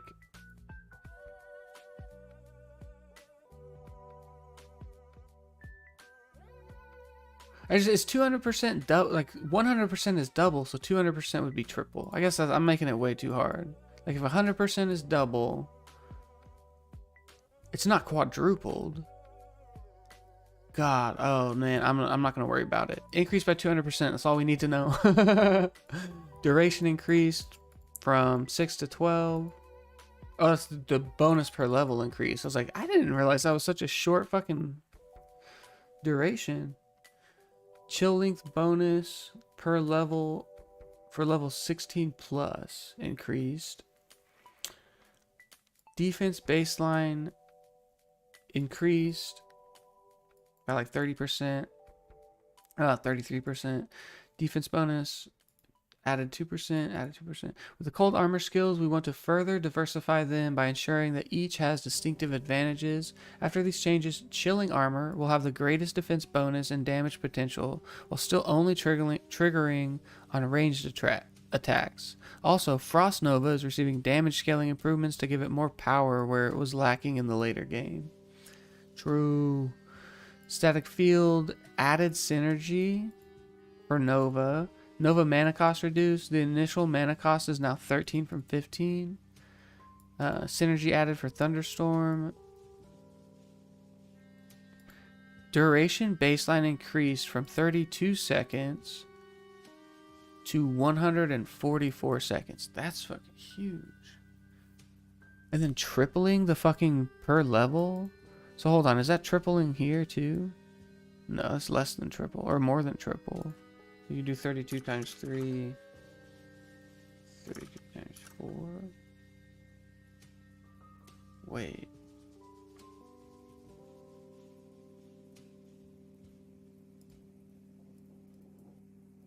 No, they didn't. Almost. So like 4.5 times, I guess? 4.5 times more? That's nuts. Holy fuck. We saw an opportunity to add new synergies for lesser used lightning skills to increase their damage potential and create new skill build possibilities. And I think fire is the last section. Inferno. Base damage and level scaling increased by about 75%, also to compensate for the incorrect damage calculations in the past. Warmth synergy increased from 13 to 16. Controls are updated so the skill now casts in freeform and longer locks onto the target at a time.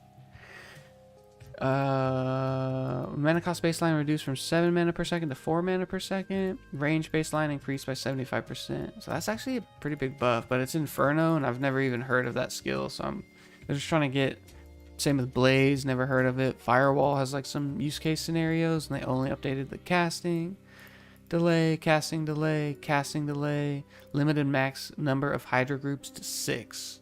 So like, I don't know what it was before, but I'm sure we'll find out in the developer comments. Not a lot of changes, but just bringing changes to like the underused skills, increasing their sustainability and adding, looks like, some utility.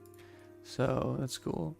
We wanted to improve the lesser used fire skills, yep, and give more reasons to use them, yep, added utility. Inferno is receiving player control improvements with freeform casting like Arctic Blast and better damage scaling. Blaze is an often ignored skill, so we wanted to free up synergy requirements and provide more utility and power with damage increases and a new run walk speed buff for extra utility. I feel like anybody who's trying to utilize the Sork as like a speed runner start is going to definitely invest in this run walk speed, or at least test it out to see if it's viable. Lastly, with Hydra, we wanted to improve the gameplay of summoning Hydras to make it easier to use, to skill in combat, make it easier to use, make it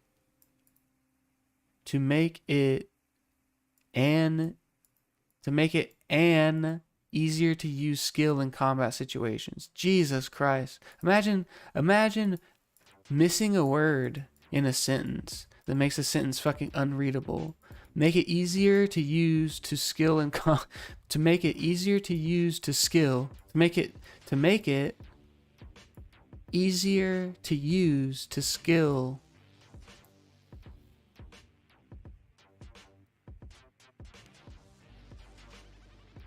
No, and doesn't even help there. It's like they've like fucking butchered this sentence. Hold on. Lastly, with Hydra, we wanted to improve the gameplay of summoning Hydras to make it easier to use the skill in combat. Okay. That's the word that's fucked up. It's not an and here. An and here doesn't fix it. This too needs to be a the. Oh, it's fucking annoying. Okay, anyway. Oh, I'm gonna get stuck on that. Blizzard, are you guys hiring?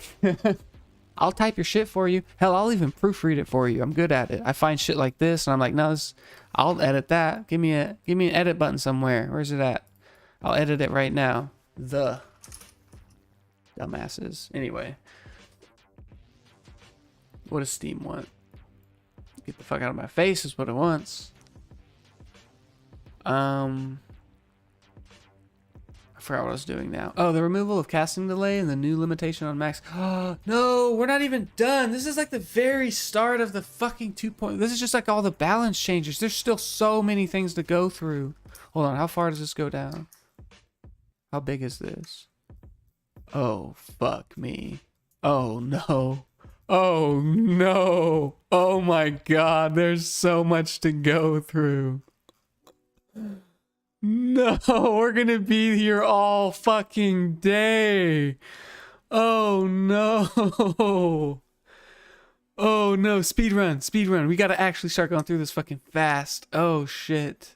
It's like already almost 11. We've been live for 2 hours and I've done nothing. I was thinking like, okay, yeah, we'll go through the changes real quick and we'll be done. It's like, no, that's not even fucking true. Okay. We're not doing anything by talking about the fact that we're not moving through the shit fast enough. We're actually just wasting more time. So the removal of casting delay and the new limitation on max hydros. Oh, this is perfect. I'm going to sip on my little Red Bull here. We're going to just like, I'm about to just fucking try to read this shit as fast as I possibly can. At this point, we're not even reviewing it anymore. It's just like speed running, me reading the content to you guys. Just as fast as I can dish it out. We'll see. This is good. So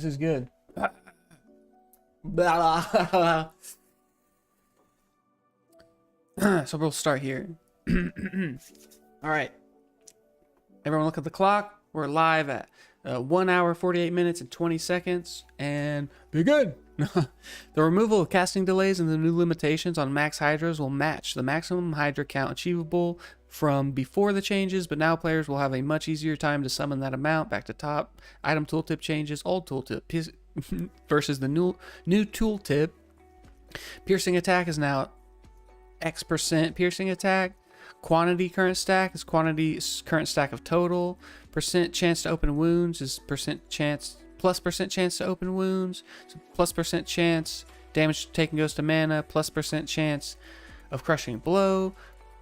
And it's like just plus X% On fire, cold, lightning, magic absorb, deadly strike, they added a plus X% instead of just X%. Hit causes monster to flee, plus X%. The piercing attack tooltip will now display its pierce chance value in the tooltip. The quantity value of throwing weapons, ammo, and tome item tooltips will now always show the total amount to be clearer for players. Also, consistency improvements have been made to existing item modifier tooltips so that it is clear that they can stack with themselves. Cool. User Uber Diablo changes. The way that players summon Uber Diablo and Diablo 2 Resurrected today will remain the same as it was first introduced in version 1.10 by selling Stone of Jordan rings. However, we have updated how and where that progress is calculated to improve the experience for the entire community. Uber Diablo progress for each game type will now be kept by the regional database. When the threshold is met by selling enough Stone of Jordan rings, Uber Diablo will spawn for everyone in the same region, not only those on the same server instance. That's fucking huge. I've never done Uber Diablo. I don't know if I ever would be able to, but this is nuts. I feel like this is going to open up the chances to get torches for everybody. I'm sorry, I know I said I wouldn't go into it, but that's pretty huge. Even though I'm not like super into the game and have never gotten to the point where I was fighting Uber Diablo, I know about Uber Diablo and I know how hard it is to get him summoned, but not only get him summoned, but to be among the people that actually get to fight him for your chance at. I think the torch is what you're going for when you kill Uber Diablo. Progress towards Uber Diablo is now tracked per game type, gathering a total of 8 progressions being tracked, those being classic, classic hardcore, classic ladder, classic. Okay, so each of those. Given this change, we have added new messaging for players to help them anticipate when Uber Diablo may spawn. This messaging will be sent out to all players in the region at certain tiers of progress, which can be manually checked by using /Uber Diablo chat command. Perfect. We hope these changes allow more players to get to experience the true terror that is Uber Diablo. Smart. I like that. Don't limit the games in game to just those who are like in a small circle and like willing to basically spearhead a campaign to spawn him. So like, you know, it's basically, and it limits the amount of people who are going to try to ruin the experience for those who did commit to like farming an Uber Diablo summon or spawn. So that's the fix. It makes sense, but it's almost like a participation badge. Everybody gets to just get a reward, even though they may or may not have like participated in the requirements to spawn him. Doesn't matter. I think it's still a good change. Mercenaries. Hiring a mercenary in expansion mode will now always offer mercenaries that match your character's level instead of having a randomized level difference from your character's level. Okay, makes sense. Act 1, Rogue Archer updated each stat skill gains in each difficulty to match so that there is no disadvantage of leveling up. A hell difficulty mercenary versus a normal difficulty mercenary can now use Amazon bows, can now gain plus Amazon skill bonuses from gear. That's actually kind of fucking dope. Added freezing arrow, added explosion arrow. The rogue archer is getting new flavored range skills that will scale as she levels up. These new skills should improve her AoE damage effectiveness and thus make her a more effective range damage dealer. Desert Mercenary updated each skill stat gains in each difficulty to match those. So there's blah blah blah. Nightmare and difficulty now have all 6 aura types available from the higher menu instead of separating them out 3 per difficulty. Normal is unchanged. Thorns, combat, and nightmare. Thorns aura level scaling increased and will now continue scaling up beyond the highest level threshold up to max level. The Desert Mercenary is already popular, but we saw an opportunity to add some quality of life improvements by allowing players to hire all 6 different aura types in Nightmare and Hell difficulty, rather than having to switch between modes. With the general improvements to Thorns, we wanted to improve the level scaling to make this aura mercenary type more meaningful. Not sure what they mean by meaningful, but like people gain meaning from whatever they see fit. So I don't know. Language is tough. This is very ambiguous. It's like subjective, right? Meaning is defined by those who find the meaning. Like I could find meaning in a piece of paper that's blank. It doesn't mean that there is actually meaning to it, because someone else could come along and find that there's zero meaning. Meaningful is is lazy language. I feel like they didn't know exactly how they wanted to express what they were trying to do here, and that was kind of like a cop out. Act 3 Iron Wolf updated each stat skill, blah blah blah, same as before. Life baseline and scaling about 25%. Defense baseline and scaling increased about 40%. Resistance baseline scaling by about 20%. Now has the highest resistance baseline compared to other mercenaries. So Iron Wolf is tanky tank. Cold now casts Glacial Spike more often. Glacial Spike level scaling increase. Swap frozen armor for chilling armor. Can't remember from above which armor does what, but I'm pretty sure chilling armor was the better one. So it's good that it got that. Removed Inferno, added Firebolt. Increased chance of the Iron Wolf casting Fireball. I don't know if this is a typo, if it meant Firebolt here, or if it has also Firebolt and Fireball. Added Enchant. Now the Iron Wolf will cast Enchant on himself, the player, and nearby allies. I think Enchant is huge. From what I understand, there are like enchant sorks, like specific like support classes that people roll for enchant. So having the ability to have a mercenary casting enchant on himself, the player, and nearby allies means that like a single person in a party can have a mercenary that like covers that enchant checkbox. So like, yeah, we have enchant and we don't need a sork to do it. The sork we can have a sork and it can just focus on other things now. Lightning added static field. Static field is the percent life. That's fucking huge. That's like Iron Wolf is your like boss mercenary now, right? Charge bolt level scaling, increase the chance of. So I definitely see myself doing. And lightning. Okay. The Iron Wolves are great elemental sorcerers, but we saw that they have been underperforming in higher difficulties. We improved their core stats so they're more in line with other mercenaries while also having a distinct advantage with having the most resistance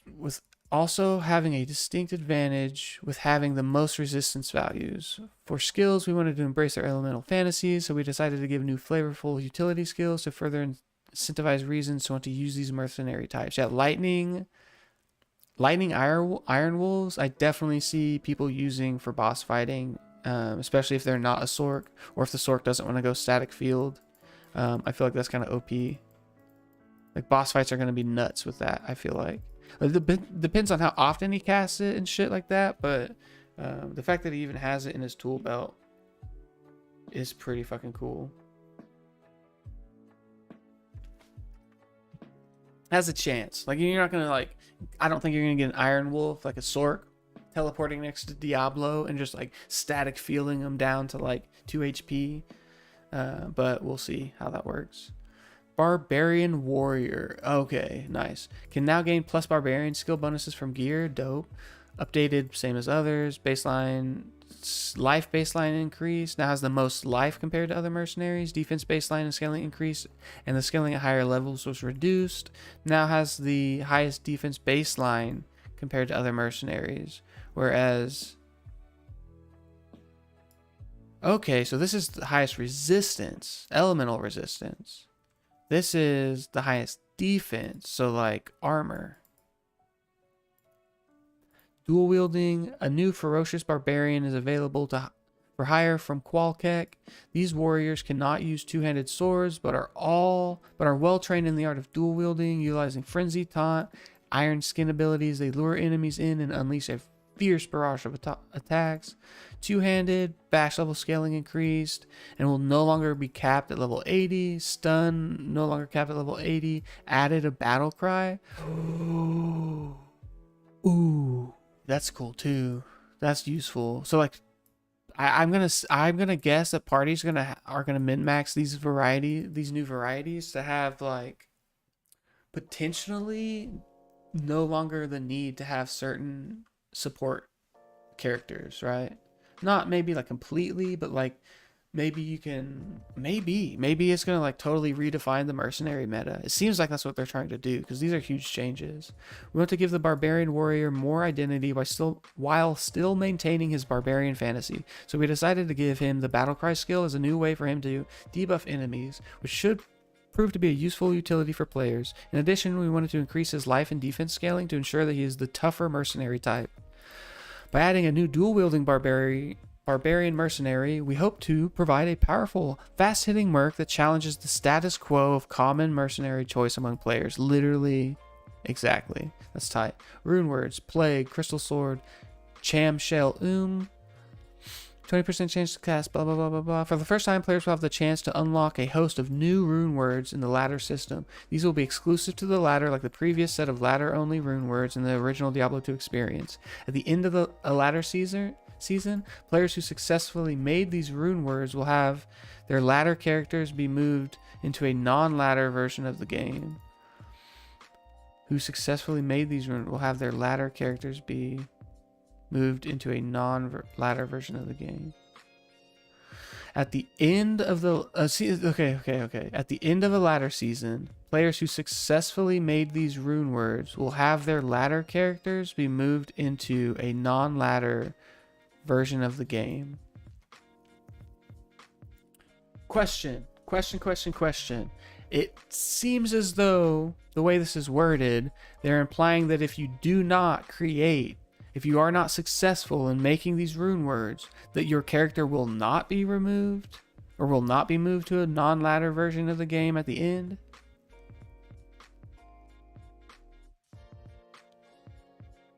Or did it mean to emphasize not that their ladder characters will be moved, but their ladder rune words? That's what I feel like this should say. Like, this is about rune words, and yet it seems as though they're implying that only players who successfully make the rune words will have their ladder characters be moved into a non-ladder version of the game. Is this like a penalty?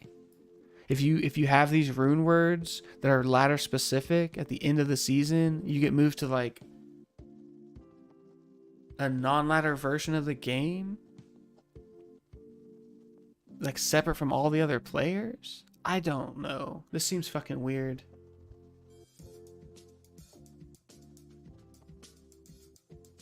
My assumption is, or what I presume from the knowledge I have on previous ones, is like what they're saying in like other games that do it like this, is at the end of a season, your characters are going to be kicked back into just like the regular game, and it's going to be like a non-ladder game.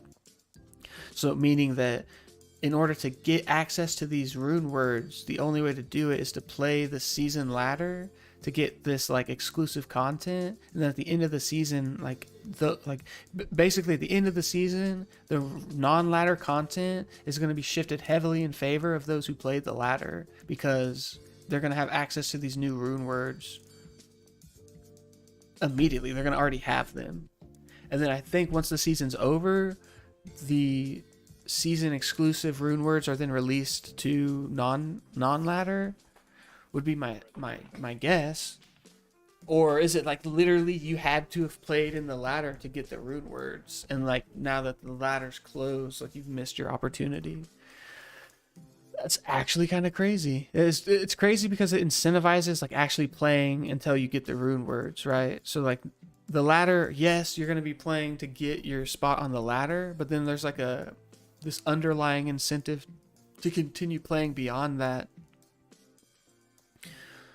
or to like play until you get these items. Because like I'd want to be able to unlock all of, get the hiccups. I'd want to be able to unlock like all of the fucking new rune words, right? This is like the first time in 12 years that new content has been added to this game. Like it's actually nuts.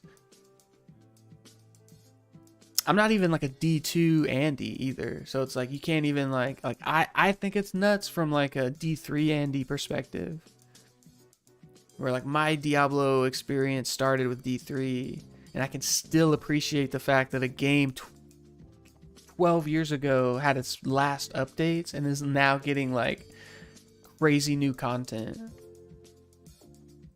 Insight can now be used with... Oh, I'm getting actually kind of excited. And it's fucking next... It's Thursday. Like, it's about to fucking go down. Like, it's happening so fucking soon. The 28th. 1, 2, 3, 4... Like, 5 days away.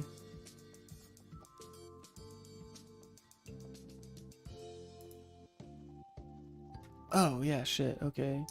I was like, it was the 23rd yesterday, but that's because it was like midnight and it was just actually today, but like as early in the day as it could be. Can now be used with bows and crossbows. I don't remember what Insight does, but I think it's like a pole arm. Infinity can now be used by spears and Amazon spears.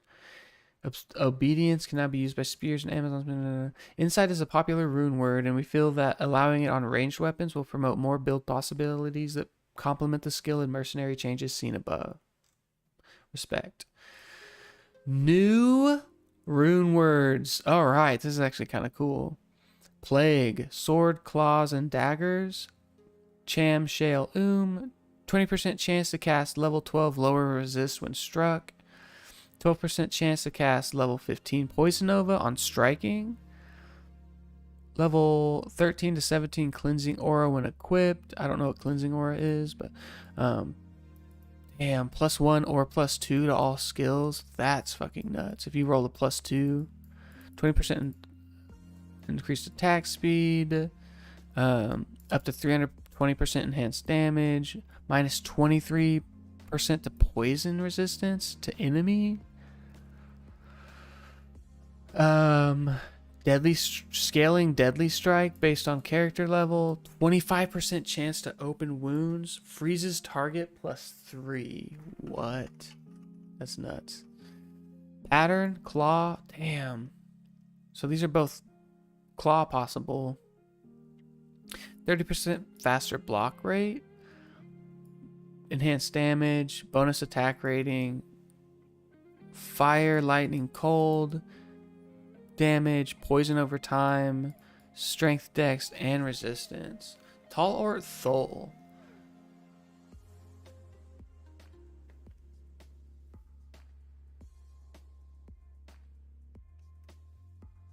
Ooh.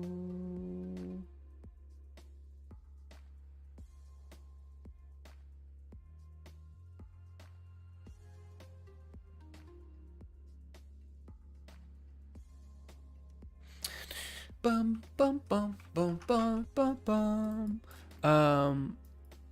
Okay, I don't know. Thol seems expensive, but these are decent. I don't know what, like, it seems good. I don't know what you like specifically what you do that for, but Unbending Will, 10% chance to cast level 18 taunt on striking, +3 to combat skills. Holy shit!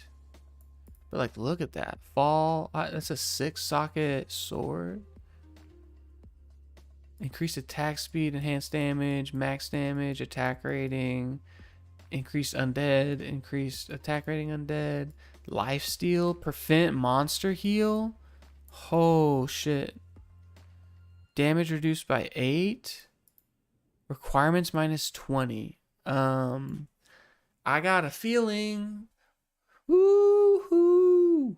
Barbarians want to do this good shit. Oh, there's like a progress bar up here as you scroll down. I didn't realize that.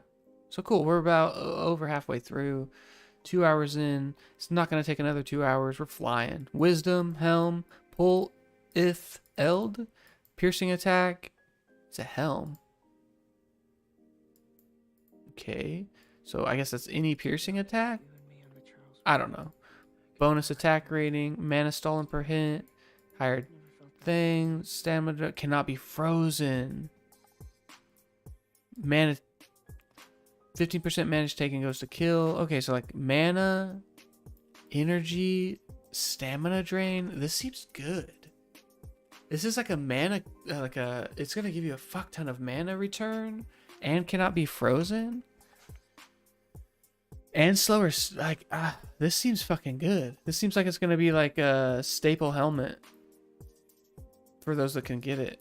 Like, especially if you're relying on attack rating or you're doing piercing attacks, or you're doing both. So like this could be like a Jav, Barb, like Whirlwind Barb could probably use this. Especially the cannot be frozen is nuts. Okay, Wisdom, pretty fucking cool. Obsession is a 6-socket staff with the Zod rune, so we can just go and skip that. But no, let's check it out. Indestructible, 20% chance to cast level 10, weaken when struck, plus 4 to all skills. What the fuck? 65 FCR, 60% hit recovery, plus knockback, plus vit, plus energy, increases maximum life up to 25%, regenerate mana up to 30%, all resist up to 70%. With golden this is definitely OP as fuck, right? Like this is the one everybody's gonna want. But it's got a fucking Zod, an Ist, Lim, Lum, Io, and Neff. Like, huh, interesting. Which, I do know somebody who dropped a Zod. Poto. Or beef. Beef and potatoes. He was a Zod kind of guy. He had one of those. He was the lucky one. Flickering Flame is also a helm. Level 4 to 8 resist fire aura when equipped, plus 3 to fire skills, minus enemy fire resist, half freeze duration, plus 5 maximum fire resist, poison length reduced by 50%. Cool. I like the plus 3 to fire skills. That's kind of good. If you're going like a fire build, this could be the one, especially with also the resistance. Reduce resistance to fire resistance to enemies. And then last but not least, Mist, which is a bow and crossbow. Concentration aura when equipped, plus 3 to all skills, increase attack speed, 100% plus 100% piercing attack, pretty high damage, enhanced damage range, plus 9 to maximum damage, plus 20% bonus attack rating, adds some cold, adds freeze, plus vit, all versus 40. Cham Shale, Gol, Thul, Ith, all really good, or mostly good. For new rune words, we focused on complementing the skill and mercenary changes seen above, along with giving underused runes more usage. Plague and pattern rune words previously existed in data. That's right. But were never enabled, so we made some additional tweaks, and they are finally now available to be used in game. That's actually fucking nuts.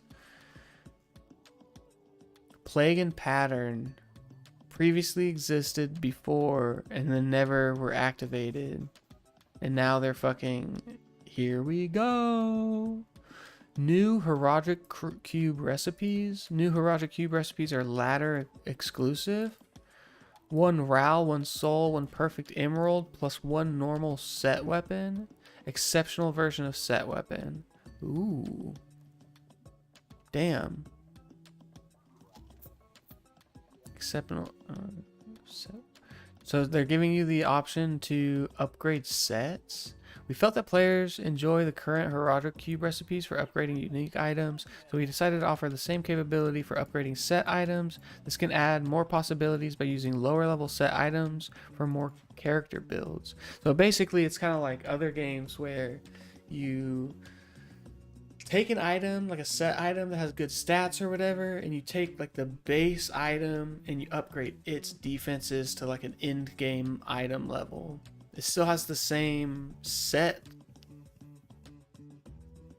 capabilities, but it has like higher defense on it or higher attack ranges. So it takes, like it says here, lower level set items and lets you pump them into their elite exceptional versions, which are like low, mid, high grade items. Set item bonus changes. Arcana's Trick increased plus 25 mana to plus 50 mana. It's 2 items. Added regenerate mana 12% is 3 items. Added plus 1 to all skills full set. Arctic Gear changed 6 to 14 cold damage to +2 to 198 to maximum cold damage. Oh, 2 per character level. Gotcha. Bolkotho's Children. Increased +20 fire damage to +200 fire damage. Increased +25 defense to +200 defense. Added a 10% life stolen per hit. Added 20% deadly strike. Bolkotho's looks pretty tasty. Catherine's Traps. Added regenerate mana. Cyber's Vestments. Increased fire resist.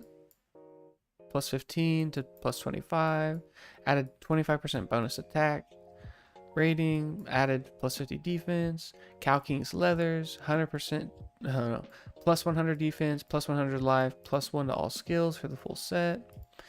Infernal Tools, added maximum mana 20%, cannot be frozen on the full set. Iratha's Finery, added +24% piercing attack for 3 item set. Milabriga's Regalia, cannot be frozen, 3 set, added 2 to 198 lightning damage, 2 per character level, +2 per character level, and that's a 2 item set. Added, added 1 to 148 scaling magic find.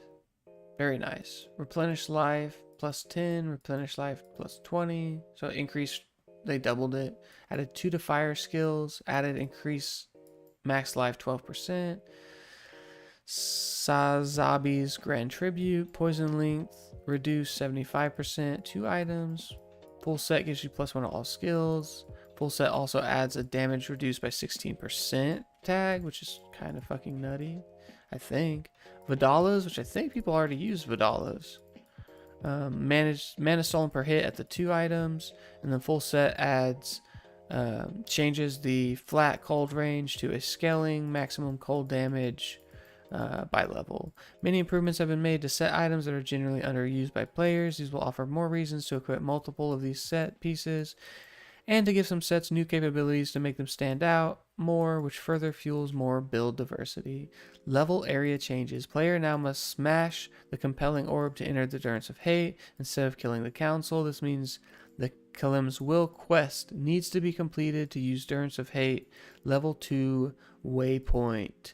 We saw that due to a logic glitch, players often chose to skip required content within Act 3 by bypassing Kalim's Will quest and not experiencing much of what Act 3 has to offer. We decided to make the Kalim's Will quest a proper requirement to complete Act 3, much like how players need to assemble the Haradric staff to enter Talrash's chamber in Act 2. Monster levels in the following areas have been increased for hell difficulty.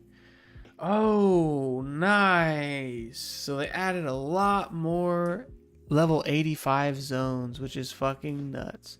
We felt that certain optional areas in Diablo 2 often get ignored on hell difficulty, so we decided to increase their monster levels to add more incentives with risk versus reward gameplay. We hope this provides more reasons to find loot in those areas. Yes, exactly. That's perfect.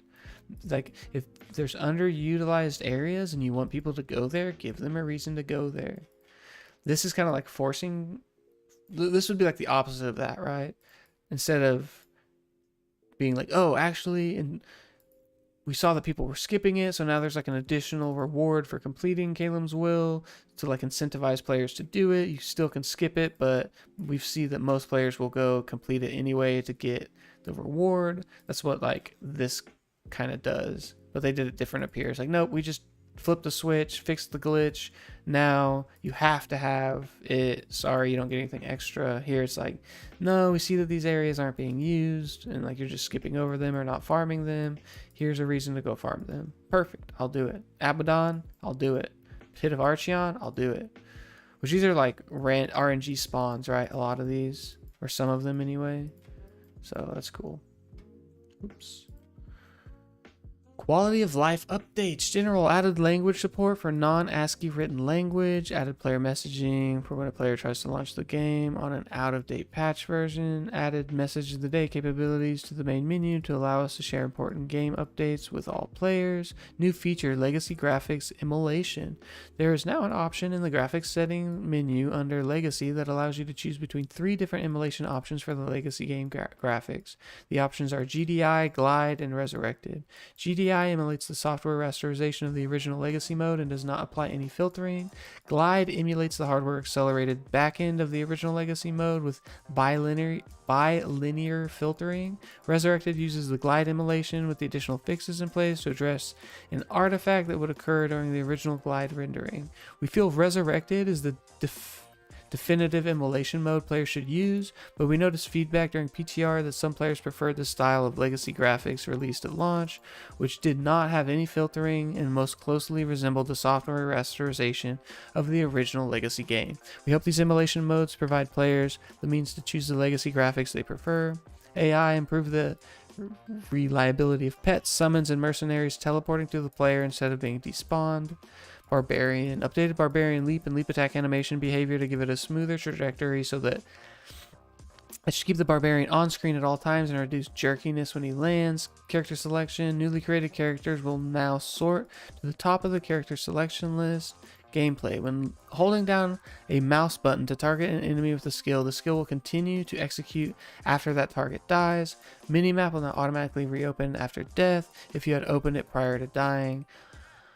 Arrow and bolt max quantity increased to 500. Good. Throwing weapon quantity is being increased by 50%. Blocking will no longer interrupt a player while performing a skill or attack. If a player character triggers a block during this time, the damage will still be negated, but the animation will not play.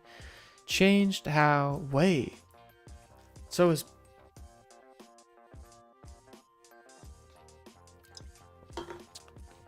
Does blocking have anything to do with hit recovery?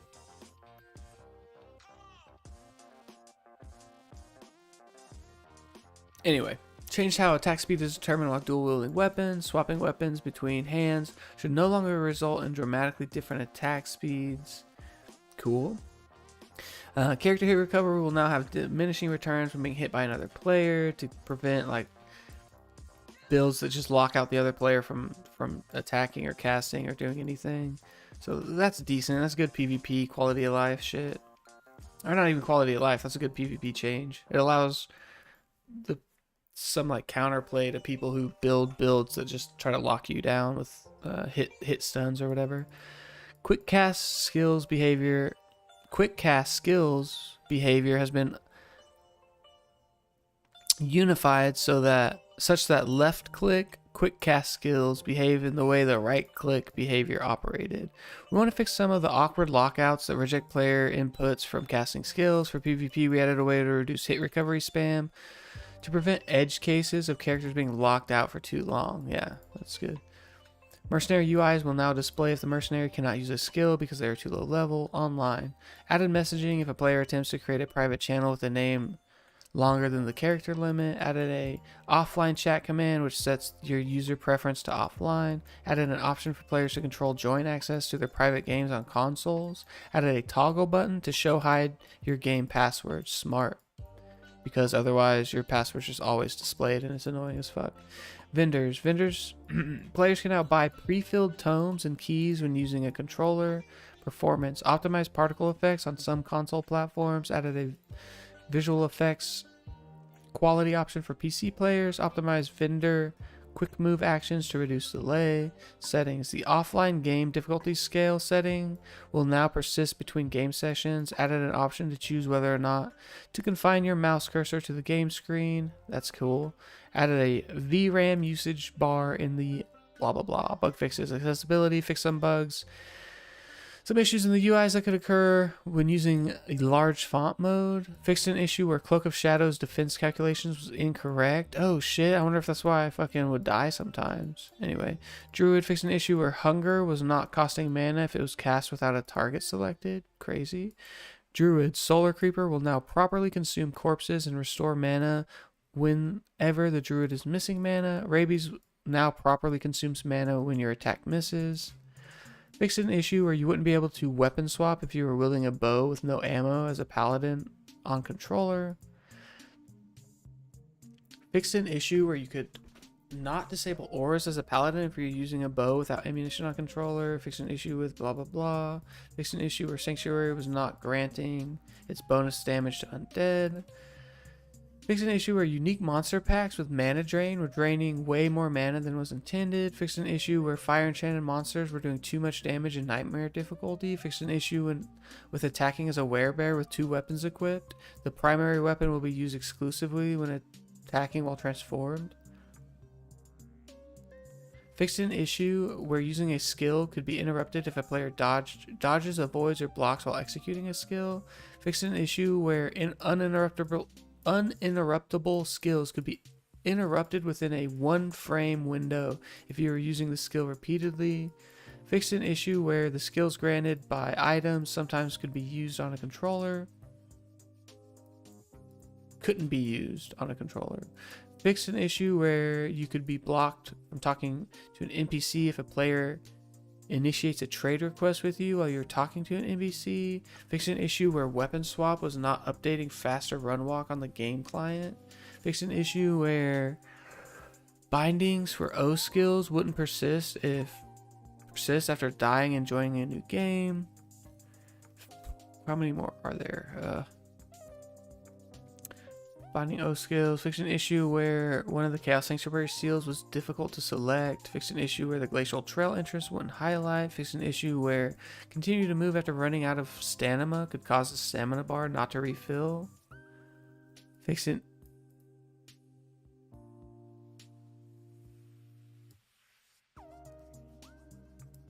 Yeah, I've seen that before. I thought that was intentional.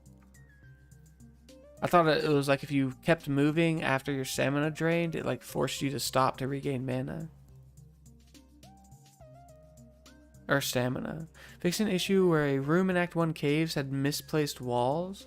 Fixed an issue where a few melee skills would often miss when attacking moving targets. Fin, blah blah blah blah blah.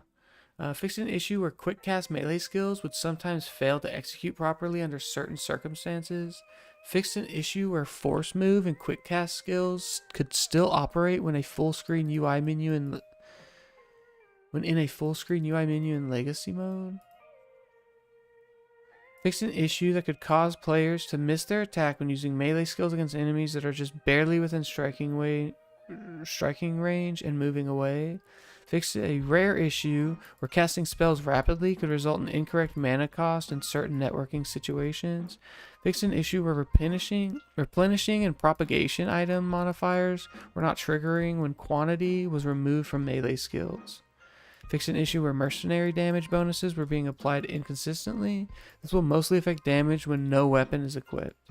Fixed an issue where the mercenary damage UI would display inconsistent damage values. Fixed an issue where scrolls weren't auto-populating to a belt slot when purchased. Fixed an issue where the lower resist tooltip didn't list the percentage by which the target's resistance is lowered. Character creation. Fixed an issue where some players could bypass character name validation and create invalid offline character names. Those characters can now be repaired. Affected players will be prompted to rename the invalid characters. Interesting. Oh, fixed on issue. You guys had an extra month. Just saying. Get yourself an extra month. Fixed on issue where using a PlayStation controller, PC, some button prompts. I'm fixed on. No, it just doesn't read right.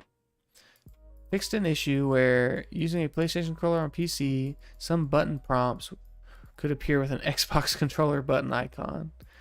Yeah, fixed on for sure. Fixed an issue where binding a skill to key 2 without binding anything to key 1 would show the key UI. Would show the keybind UI to not show. Would show the keybind UI to not. Would cause the UI. What the fuck ever, guys. Jesus Christ. I'm not reading this shit ever again. No, I'm just kidding. Fixed artifacting that could occur on certain visual effects when using DLSS. Graphics issues, localization issues, online issues, performance issues. Like, they fixed a lot of fucking issues. Like, shit that was probably causing issues with the game, maybe causing a lot of the crashes and disconnects. I don't know.